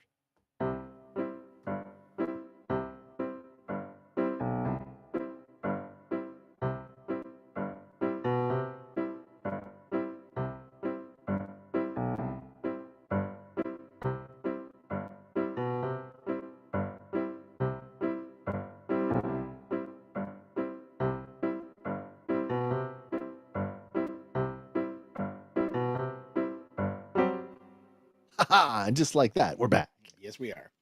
And Josh has not. It's all silent in comment land. Uh-oh. Did we not? Did we stump the Sonic Sniper? I think we did. Uh-oh. Give you a few more seconds before we get into it. Mm-hmm.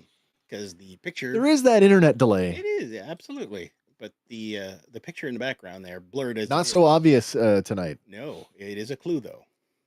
It always is. Yeah, It always is. we like clues. Wow, we're getting nothing from no one. No guesses? Come on, Gaz. Not Where's our 80s one. lyric? Wait, he's still typing. Oh, there you go. He's still typing. Probably. There it There it is. is. I'd walk away like a movie star who get burned in a three-way script. Enter number 2, a movie queen to play the scene of bringing all the good things out in me. But for now, let's be real. Hmm. I am absolutely stumped on that one. Oh, Josh does not know. Yeah, I don't know that. Fair enough. Well, yes, we got him. this week's actual lyric is trying hard to control my heart. Now you got to tell them, because like right now they just see a thing and go, what the is that? Yep. It is by Madonna. The song is called Crazy for You, and it first appeared on the soundtrack to Vision Quest in 1985. Trying hard to control my fart. So if you're not familiar with that, how it sounds, here you go. Trying hard to control my heart. Copyright strike coming straight from my heart. Josh says, "Oh, I hate Madonna." Oh, really? Really hate Madonna? Wow. But yeah, it is a song by Madonna from the soundtrack album to the 85 film Vision Quest. It was written by John Bettis and John Lind and was officially released February 13th, 1985 as the first single from that soundtrack. Yeah. It became Madonna's second number 1 on the Billboard Hot 100 chart, with the first one being Like a Virgin. Oh, wow. Oh, Jesus. Oh. Well, I yeah, I guess so. If you could read my mind, love. Well. Maybe. Wow. Oh, I forgot to switch the slide. There you go. Oh, that's okay. There it is. There it is. I actually updated it this time, so there you go. We're not a week behind. I know. That's okay. Last week I screwed up a slide too. Oh, Josh still driving home. We'll drive safe. But yeah. Moving on. Do you remember her first single, like that actually chart? Well, apparently the first one to go to number 1 was Like a Virgin, but Lucky Star. was it Lucky Star first up? You may be my lucky star. She's got a good collection of hits. I have bought, in my lifetime, I have bought 2 Madonna records. I bought a few. Mind you, it was at yard sale prices, and I'm not against paying $2 for a CD. No. I like some Madonna. I don't like all of her stuff, but I like some of it. Mm-hmm. This next one's kind of neat, kind of weird, but apparently Jay and Silent Bob will be available in Call of Duty Black Ops 6. Why? Why not? I mean, you go back to Dogma. Jay does use an Uzi. This is Call of Duty taking a nosedive and going after Fortnite. This is Call of Duty being Funko. They're License going- everybody. Fortnite's been doing it all for years now. They've done Transformers, G.I. Joe. They've done some Marvel stuff. Like they've brought in these like They brought in Peter characters. Griffin. Well, that's what I mean. So like, oh, well, we better get some of that money. Might as well. I just no.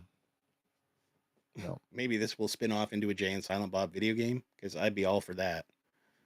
I know they've had like weird little mobile games and stuff. No, there's nothing. No. Josh says zero Madonna stuff. Wish she'd go away. Well, she's older than all of us, so chances are. Yeah. She might be showing up in the earlier portions of the show. Don't say it. Don't say it. Don't I say know. it. But apparently this was released on April 2nd, so you should be able to get them now. Yeah, it's a pass. It's a pass. This next one's not. This is the second go around for this particular Kickstarter, but I haven't it's looked in at it yet. Full swing. Fall of Grayskull 2, and they are halfway to their goal. Shall we do a live update? Well, 2 hours ago update, they were at 46,795 of their 82,000 goal. And if you want to go check it out yourself, we have linked to it in the show notes. What did you say they were before? A couple hours ago, they were at 46. That's exactly where they are right now. 46,795. 206 backers with 41 days to go. So- Now, if you recall, we covered this once before. where they had a substantially larger goal. Yeah, it in was like mind. 300,000. But if you go through their stretch goals, Yeah. there is a stretch goal where it's not a short film anymore. It is a full-length feature. Yes. So maybe that's what they were trying to do the first time, make a Could full be. feature. Could be. I, for one, would like to see this made. I've I never as well. backed. I've never backed A a Kickstarter. crowd-funded project like this. So I'm not like I have backed a crowd-funded thing before. I bought it. I backed an action figure. Hmm. But a movie, Because Fall of Grayskull was good. but It it was was a already short made. film. Yeah, but it was a YouTube thing when I saw Yeah. it. Yeah. But this one, they're going bigger. They have the returning cast, though, as well. Like Brian Cage is back in the role of He-Man. Yeah. Yeah. This new poster featured here, it features art by Nate Bersch. I don't know who that is. I'm probably butchering his name, so I apologize. But it's all good, Josh. Oh man, totally cool. All good. But yeah, it's live for another 41 days, as you said. So lots of time to get in there. And When did this? Do we know when this kicked off? It's been a while now. It's been a couple weeks. Yeah, So, like, are we halfway there? I think we might be. Yeah. So, I mean, what's the goal? What'd you say? It's 82,000. 82. So we are over halfway. Yeah. Man, I wish them luck. I bet you some of the people that probably pledged the first time around are all coming back. I would think so, yeah. But this next one, you had mentioned it to me, and I watched the last 40 minutes of it, sadly. But Oh yeah. That Marvel, was a long watch. it was. Marvel announced the first round of the Avengers Doomsday cast. I just kept reading it. Like I was following it online because one of the entertainment sites was doing live updates. So I just looked at it every 10 minutes, right? So I didn't have to watch the thing. But yeah, they released it chair by chair by chair, and eventually they got down the line to Robert Downey Jr., who walked out on stage for a couple seconds, shushed the crowd, and then left with the Avengers Doomsday logo now in progress. Yeah. Flashing up on the screen. But apparently it's going to be in theaters May 1st of 2026, so not too far off, just 1 year. But so far, here's what we know. Chris Hemsworth was the first chair. Vanessa Kirby, the second, who will be our Sue Storm in the upcoming Fantastic Four. I mean, you could just. There's a lot of names. There's like how many chairs? 26, I believe. 26 chairs. It's everybody. You'd be more apt to read who's not. Yeah. Who wasn't announced? Toby Maguire was not. None of the announced. spiders were announced. Tom Holland or Andrew Garfield. Benedict Cumberbatch was not included. The one that I wanted to see and wasn't announced, and I still, because they say there are more names to be announced. Yeah. Chris Evans. Yeah. That's the one I want. But yeah, you're right. So we got Ant-Man coming back. We've got Bucky, John Walker coming back. Anthony Mackie. Shuri is coming back. Namor is coming back. Yeah. Ebon Moss Backrack from Thing. the upcoming. Shang-Chi, Yelena Belova, Hank McCoy. Kelsey Grammer returning. Yeah. And then of course Bob Sentry, Sentry is coming back. See, So he's gonna come. he's out gonna of live. Thunderbolts, Yeah. He's gonna live. Danny Ramirez will be back as the new Falcon. Joaquin Torres. He'll be out of the hospital. Yes, he will be up and walking. Joseph Quinn will be our Johnny Storm in the new Fantastic Four. Yeah. David Harbour. I love again this guy. as, the Red Guardian. Winston Duke back as M'Baku. I was surprised to see him coming back. Yeah. That's nice. Hannah John Kamen, who plays Ava Star, aka Ghost. So apparently she's going to survive out of Thunderbolts. Tom Hiddleston will be back as Loki. So That's going to be an interesting one because how are they gonna you know where he's at. Yeah, he's currently He's holding everything together. Yeah. Patrick Stewart coming back as Professor X. Ian McKellen coming back as Magneto. We've seen some shots already. Alan Cumming coming back as Nightcrawler. That's cool. Rebecca Romaine coming back to Mystique. He just said a thing recently. He's like, this time around, the makeup process It's Like he gonna said, be. the first time around, it was something grueling. He said it was like 4 or 5 hours. He said now they've got it down to like 90 minutes. Huh. So that's I cool. did see a shot of him today, and he had the scarring Oh, marks he did, all yeah. marked out Oh, on his that's cool. face. In addition to Rebecca Romaine, we also get James Marsden coming back as Oh, Cyclops. psych. Channing Tatum is coming back as Gambit. Mon cher. Pedro Pascal as Reed Richards, and finally Robert Downey Jr. So if you want to sit through the entire 5.5 hour version, we did link to it in Nah, the show don't do notes. that. There's a what, a 4 minute version or Actually, something? there's a 2 minute Oh, version, two and we've minute, also 2 minute linked to version. that one Yeah, too. yeah. So that one might be a bit more easy to digest. I would think so. But again, like I said, I'm a little bit more excited about who's not been named. Yeah, But then I also get a little bit concerned because 26 names, nobody's going to get an appreciable amount of screen time if you give all of those people equal footing. It's impossible. I'm assuming some of the other names, like they have said that the Fox version of the Fantastic Four might make a cameo as well. Okay. So, I don't want them to give me everything. Give me some surprises, but surprises are good. I mean, it's an Avengers movie. So at the heart of the movie has to be the Avengers in whatever shape or form they look like going into the movie, which I assume Thunderbolts will probably become the next chain of Avengers, maybe, Could be, yeah. under Sam and or Bucky. Mm-hmm. What's this? Josh saying he got a new car. I got a new car, new to me. My parents are getting too old to drive and they only need one car, so I took over their 15 CRV. Oh, nice. Nice. Way nicer than my 03 Civic and 06 TC. TC. Okay. Feel so fortunate.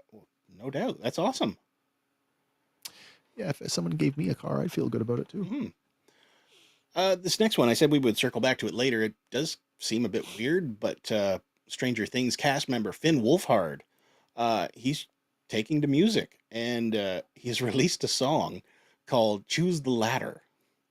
And if you haven't heard it or seen it, the music video is linked in the show notes. I have not. It's pretty straightforward, like pop rock. Really? Yeah, it's not bad. Okay. It's produced by Kai Slater and Finn Wolfhard, mixed by Kai Slater and Andrew Humphrey. Finn Wolfhard and Kai Slater on guitar. Cool. Bass by Caden Lake James, drums Kai Slater, and auxiliary percussion by Kai Slater and Wolf Finnhard. Organ is by Asher Case. And I don't know if he's got like a full album deal or if it's just him and his buddies messing around, but it's not bad. So yeah. Oh, Gaz got to take off. Oh, see you later, man. Have a good one. But yeah, go check it out. Good news for comics. Diamond Comics has new owners. Oh, they do. They do. The auction closed, and Alliance Entertainment had the winning bid to acquire Diamond Distributors during the whole Chapter 11 bankruptcy thing. Okay. So Okay. Alliance Entertainment Holding Corporation has been selected as the winning bid. They offered substantially higher than the other bidders, and it's still subject to approval by the bankruptcy court, but things are looking good. Jeff Walker, CEO of Alliance Entertainment, discussed the move, explaining that it is, quote, a transformative opportunity to expand our leadership in the world of gaming and physical collectibles and deepen our reach into thriving fan-driven categories. Yeah. Yeah. So that's what we want, really. So we'll continue to monitor it as it develops. More good news. You remember we talked about a while back Coyote versus Acme and how it got shelved as a tax thing. Yeah. Well, Warner Brothers has completed the worldwide sale of it to Ketchup Entertainment. There's something else going on here too, because they're the distributor of the other The Looney Tunes, The Day the World Blew Up. Yeah. Yeah, So apparently that's they saved cool. that one as well. But yeah, they apparently the deal was figured out at around 50 million. And they're expecting it to get a theatrical release in 2026. So even though the film has been done for, I think, 2 years 2 years, now, yeah. it still won't come out for another year. But Will Forte won't look the same no, when it comes out. Who is that guy? yeah. It's Will Forte from the past. But it is directed by David Green, written by May December, scribe Sammy Birch, and it is produced by Chris DeFaria and DC's co-studio boss James Gunn. Cool. Yeah. So, like you said, Will Forte's in it. John Cena is in it as well. Lana Condor and Tone Bell.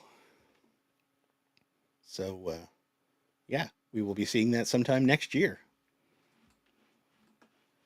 What's Josh saying here? I personally want G.I. Joes in stores. I can never find anything. I have to order everything. It is a rare day when you actually find Joe's on the peg at a Walmart. Last time I saw G.I. Joe's in a Walmart, I think I was with you. Probably. Yeah. Hey. Why, hello from Japan! He's just jet setting and My traveling the world. gosh, you are a world traveler, sir. Mm-hmm. Welcome. It's amazing. Say hi to Phil for us. Will do. What's Josh? I like the Wile E. Coyote Roadrunner shows. It reminds me of chasing after a girlfriend to always have a blow up in my face. That's an interesting analogy. Mm-hmm. This next one's kind of neat. I had not heard about it until you had mentioned it. Yeah, to I me, saw but, this thing and I was like, It's okay. got potential. Apparently, Crave's first adult animated series will premiere on May 16th. Crave original. So, I Yeah. mean, anybody outside of Canada has no idea what this is. Yeah, but Super Team Canada is set to assemble. And it stars an all-Canadian cast. That guy's a fucking mailbox. I can't stop laughing at that. It is from Canadian comedy writers Robert Cohen and Joel H. Cohen. Yeah, yeah. From Thunderbird Entertainment's Atomic Cartoons and Will Arnett's Electric Avenue. Is that Paul Bunyan dude sporting potatoes on his... Well, I will get to that in a second. The cast includes Will Arnett, Colby Smothers, Kevin McDonald, Charles Demers, Brian Drummond. Kevin McDonald? Yeah. Okay. Sierra Morgana, Venus Sood, and guest star Jay Baruchel. I dig it. The theme song will be performed by Bryan Adams, Canadian music legend. Everything I do. Yeah. But, they're saying it's going to be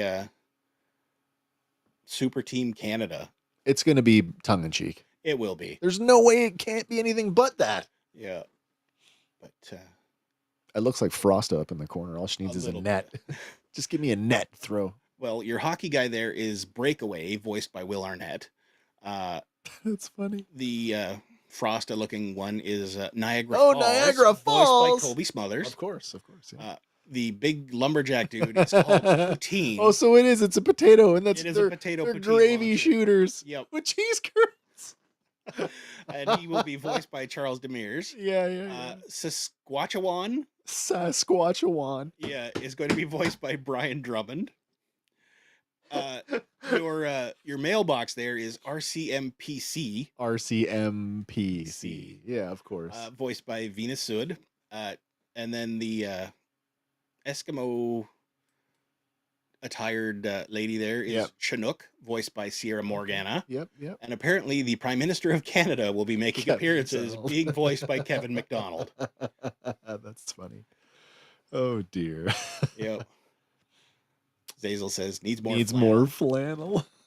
Fair.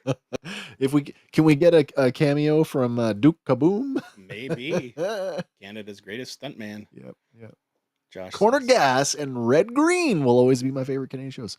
The Red Green show still trucking, man. I know. I kind of missed the boat buying the box set, but I wish I did. He's got a podcast now. There's I think they just dropped Duct Tape Forever on YouTube. Nice. I met him once. Who, Steve Smith? Yeah. Oh, he's a great It was at great dude. Casino-rama. Yeah, he's a cool dude. Yeah. But how about some history? Sure, man. All right. First up on this day in history, in 1947, the first African American to play in the Major League happened, where Jackie Cool. Robinson broke the baseball color line. Nice. Yeah. So later that same year, he would be the recipient of the inaugural MLB Rookie of the Year award. And, he's like a legend now. What's Josh saying here? He has a cartoon show now. Oh, I'd watch a Red Green cartoon. Red Green's got a cartoon, or Keanu Reeves got a cartoon? I don't know. Keanu Reeves was in that The thing on Prime Video, the video game anthology series. Okay. Yeah. But continuing here, on this day in 1982, Seth Rogen was born. 82. 82. Oh So he's a lot younger than us. He's much younger than I am. I Yeah. did not think that. Oh, yeah. Red Green's got a cartoon. I didn't know that. Yeah, me neither. I'm going to have to look for that now. They're going to take away my Canadian card. But yeah, you know him. Filmmaker, comedian. Also on this day in 1990, In Living Color debuted on Fox. Oh my. Oh, we don't play that. That's right. Homie the Clown. Starred Kean Ivory Wayans, Jim Carrey, Kelly Caulfield, Kim Coles, Tommy Davidson. Token white guy. Yes.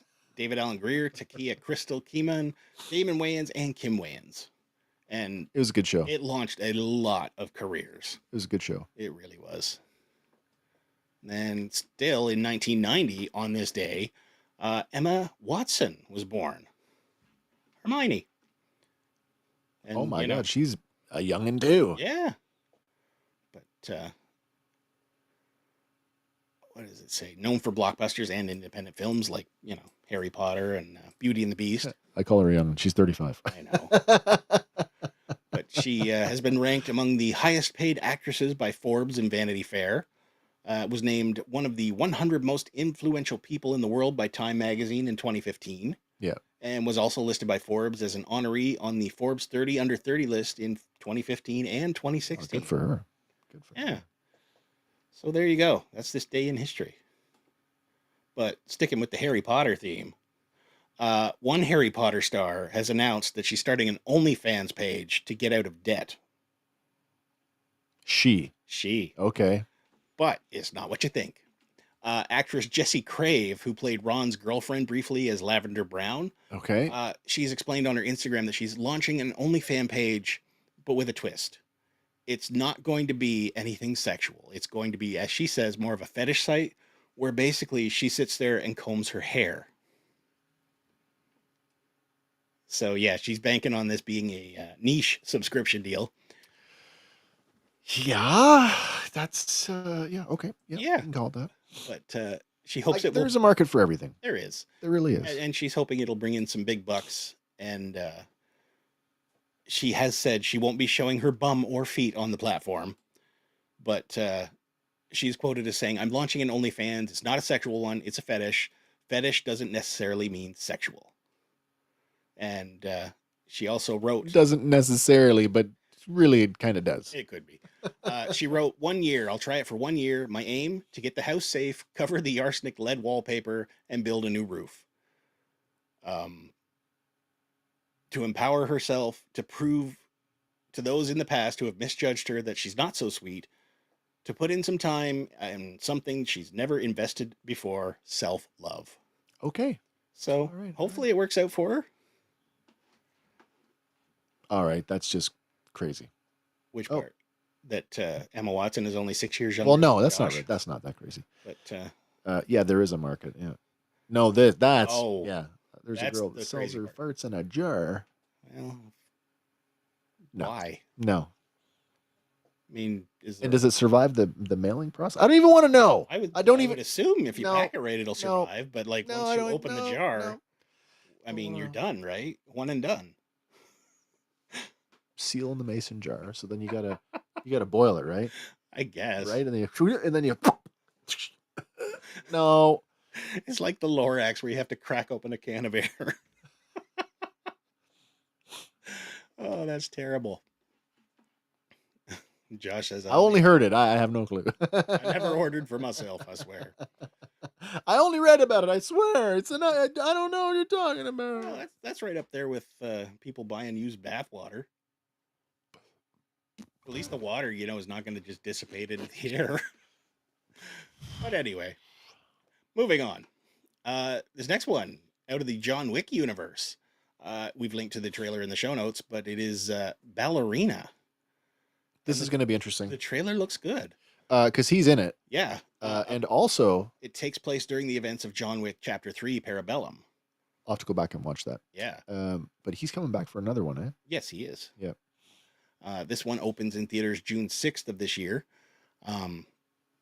Also stars well, starring Anna de Armas as the ballerina girl. I can't remember her name, but Angelica Houston, Gabriel Byrne, Lance Reddick, Catalina Sandino Moreno, Norman Reedus, Ian McShane, and Keanu Reeves. Lance Reddick, isn't he dead?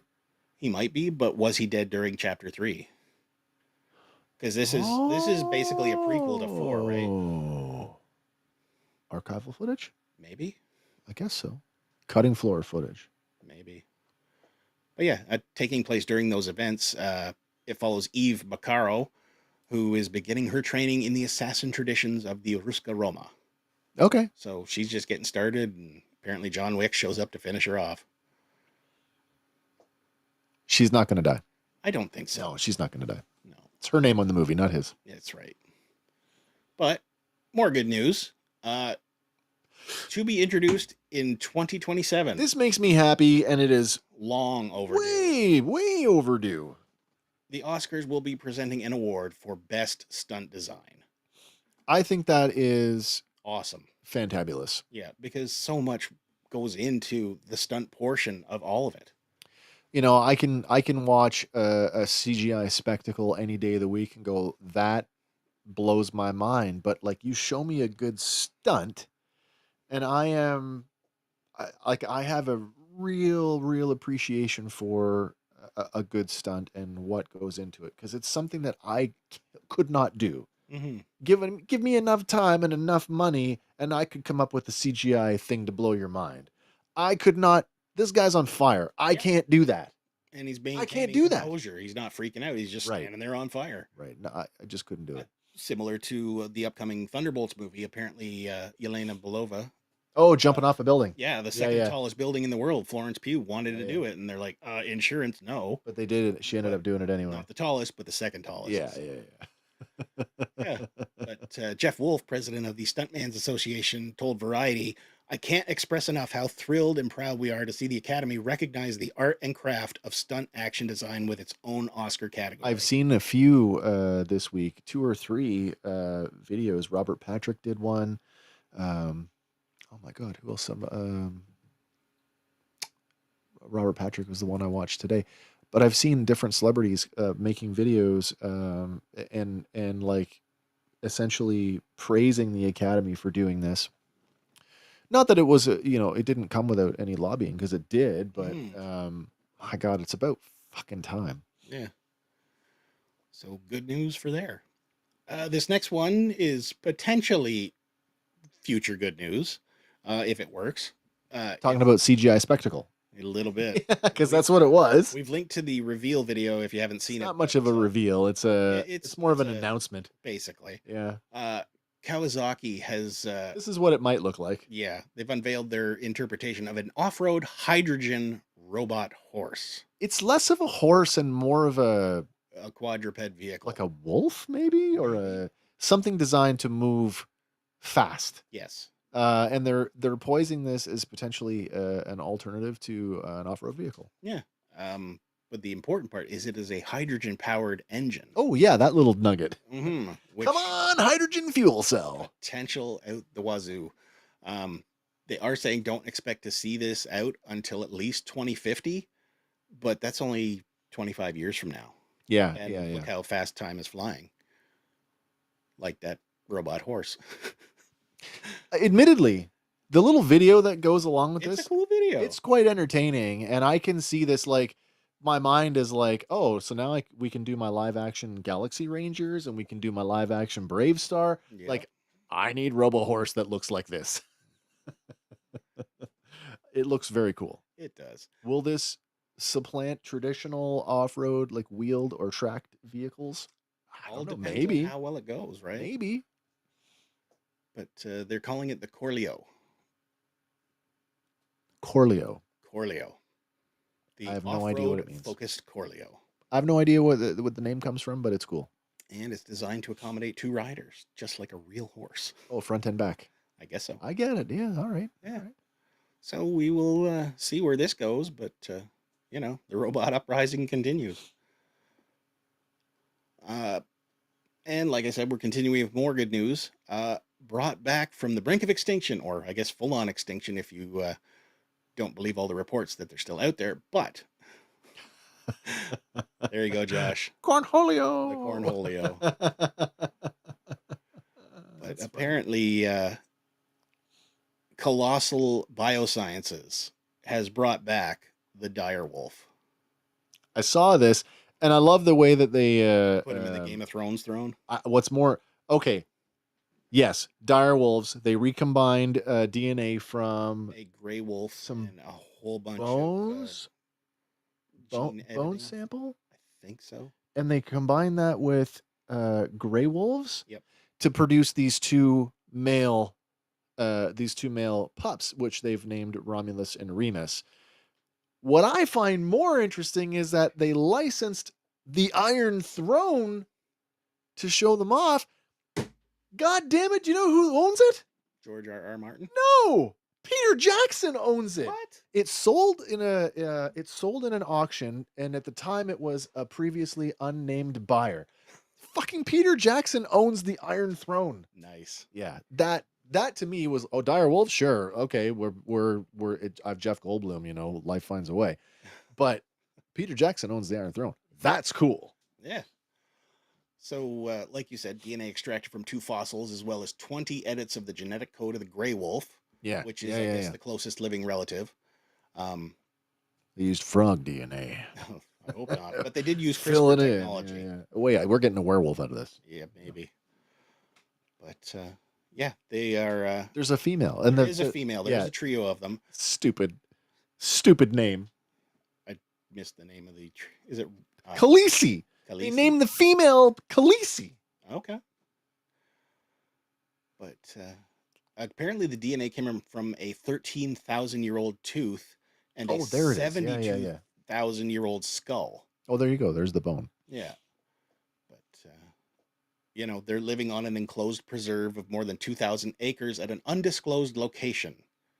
So hopefully they will be safe as they try to. I mean, is this something that, are you doing this to try and reintroduce them into the wild? Maybe.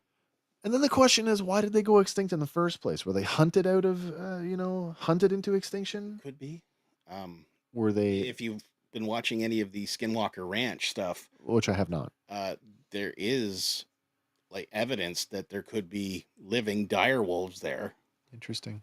But nothing confirmed yet. But Colossal is now claiming that they've set the record for the most ever genetic edits in a living species, and they plan to restore the dire wolf as a viable species.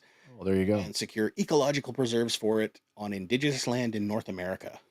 So, okay. you know, I mean, this is science for good, right? We're not making dinosaurs that are going to eat us, but giant wolves that'll eat us.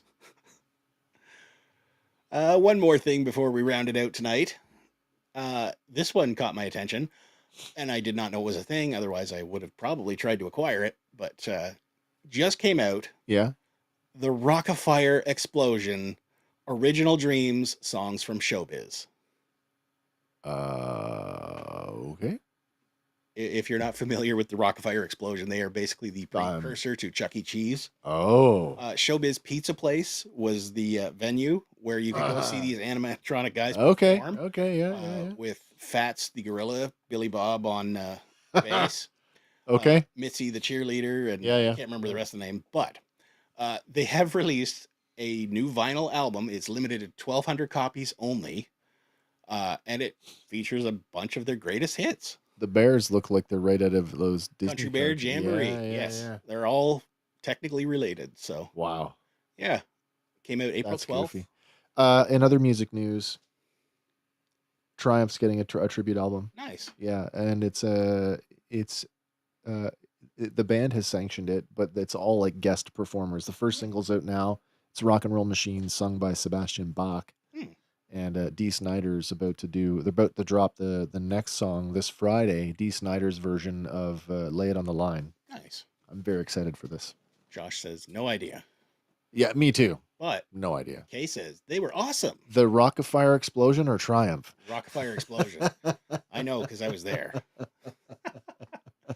But yeah, it's cool news. That's and then, yeah, that brings us to our final item of the evening. Was this a record store day thing? Apparently, yeah. It's Was it? Okay. 1,200 copies on vinyl. Nice, So, nice. specifically for Record Day. You know what happened on Record Store Day yesterday? Yesterday? No, it wasn't yesterday. It was the day before. The 12th? Sunday, Saturday. Geddy Lee did a personal appearance for R50. Ooh. Yeah, at a tiny, dinky, rinky-dink record store in Toronto. Huh. I was so tempted to go. Should have. I should have. I probably never would have got close to him, but still, breathing the same air. I know. Yeah. But that brings us What? to our final It item. is that time of the evening. But you know what? It is. It's Andy. He's out in the aisles. He's looking for you and I, so we can save a few dollars with this week's toy hunting tip at Dollarama. Yep, and you're going to save a few this week. Anything good? We do. First up, we have the DC League of Super Pets Talking Crypto showing up for $5. Oh yeah. Regular retail $19.99 and up. I like that movie. It was pretty good. I still haven't seen it. It's another Kevin Hart. Nice. Kevin Hart and the Kevin Rock. Hart and the Rock. Yeah. The other thing that's showing up is the Disney Lightyear base utility vehicle. I've been seeing people For talking about $5. this for customs. I'm currently customizing one myself, but this regularly retails for $35. Oh no way. So you're saving a bunch. Yeah. That's a great price And then. it scales with 6-inch figures, so That's quite big then. yeah. So like, would this have been in line with the same scale Zerg that everybody was using for It might be that was using for Sentinels. Sentinels? Yeah. Yeah. But oh, there you go. Oh, you're home. Got my Joe parts. Nice. Gonna do a video later. Very cool. Excellent. I'll have to check that out. But that is your toy hunting tip. So Well, go that's out there cool. and I mean, if save you're some money. there was a time where I would have run out and bought like 2 of those because I'm like, I'm gonna customize everything.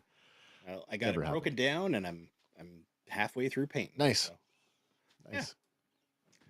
Wow. It feels. I know we got back to things on Sunday with Back in Black series, but God, it feels like with that power outage, like we were gone for days. mm-hmm. Speaking of Back in Black series, we'll be back again on Sunday night. Maybe. Because this is accurate.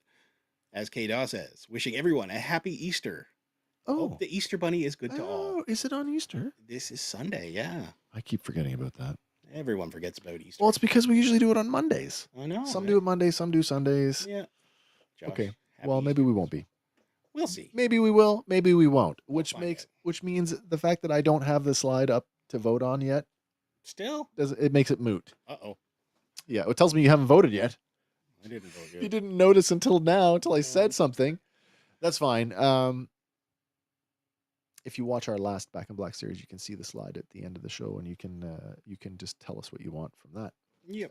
I will work on that. I will get that out. I promise. It's okay. Hardly anybody votes on it anyway, so not really worried about it. Well, I'll still vote. Your 3 and my 3 will decide what it is. Well, and then we need one from Hank. Yeah, right. Tiebreaker. Yeah. All right. So That's all I got. that's all I got too, man. I'm hungry. I'm hungry. I want to get something to eat. That's what I want to do. Fair enough. I hope you all had a great time hanging out with us, as much as we had hanging out with you. Like I said, we'll be back on We might be back on Sunday night. Mom's 70th birthday's on Saturday. Well, happy birthday, Josh's Happy mom. birthday, Mom. If not, we'll be back on Tuesday and then Wednesday. Mm-hmm. It's Look go out. time. Look out, Andor is back, and I am Pumped for that. so stoked. Woo! All right, everybody. And tonight, Daredevil. It's Tuesday. It is. Wednesdays. Is it Wednesdays? Yeah. I thought it was Tuesday night. Wednesdays. I Is it could be off. Tuesday? I can't. It's remember. Wednesday. We'll It's Wednesday nights. find out later. All right. We'll Hey. figure it out. Yep. Anyway, as always, whatever your thing is, fan on, everybody. And remember, for Fandom Power, my name is Wes. I'm Andy. We'll see you on the next one. Bye for now.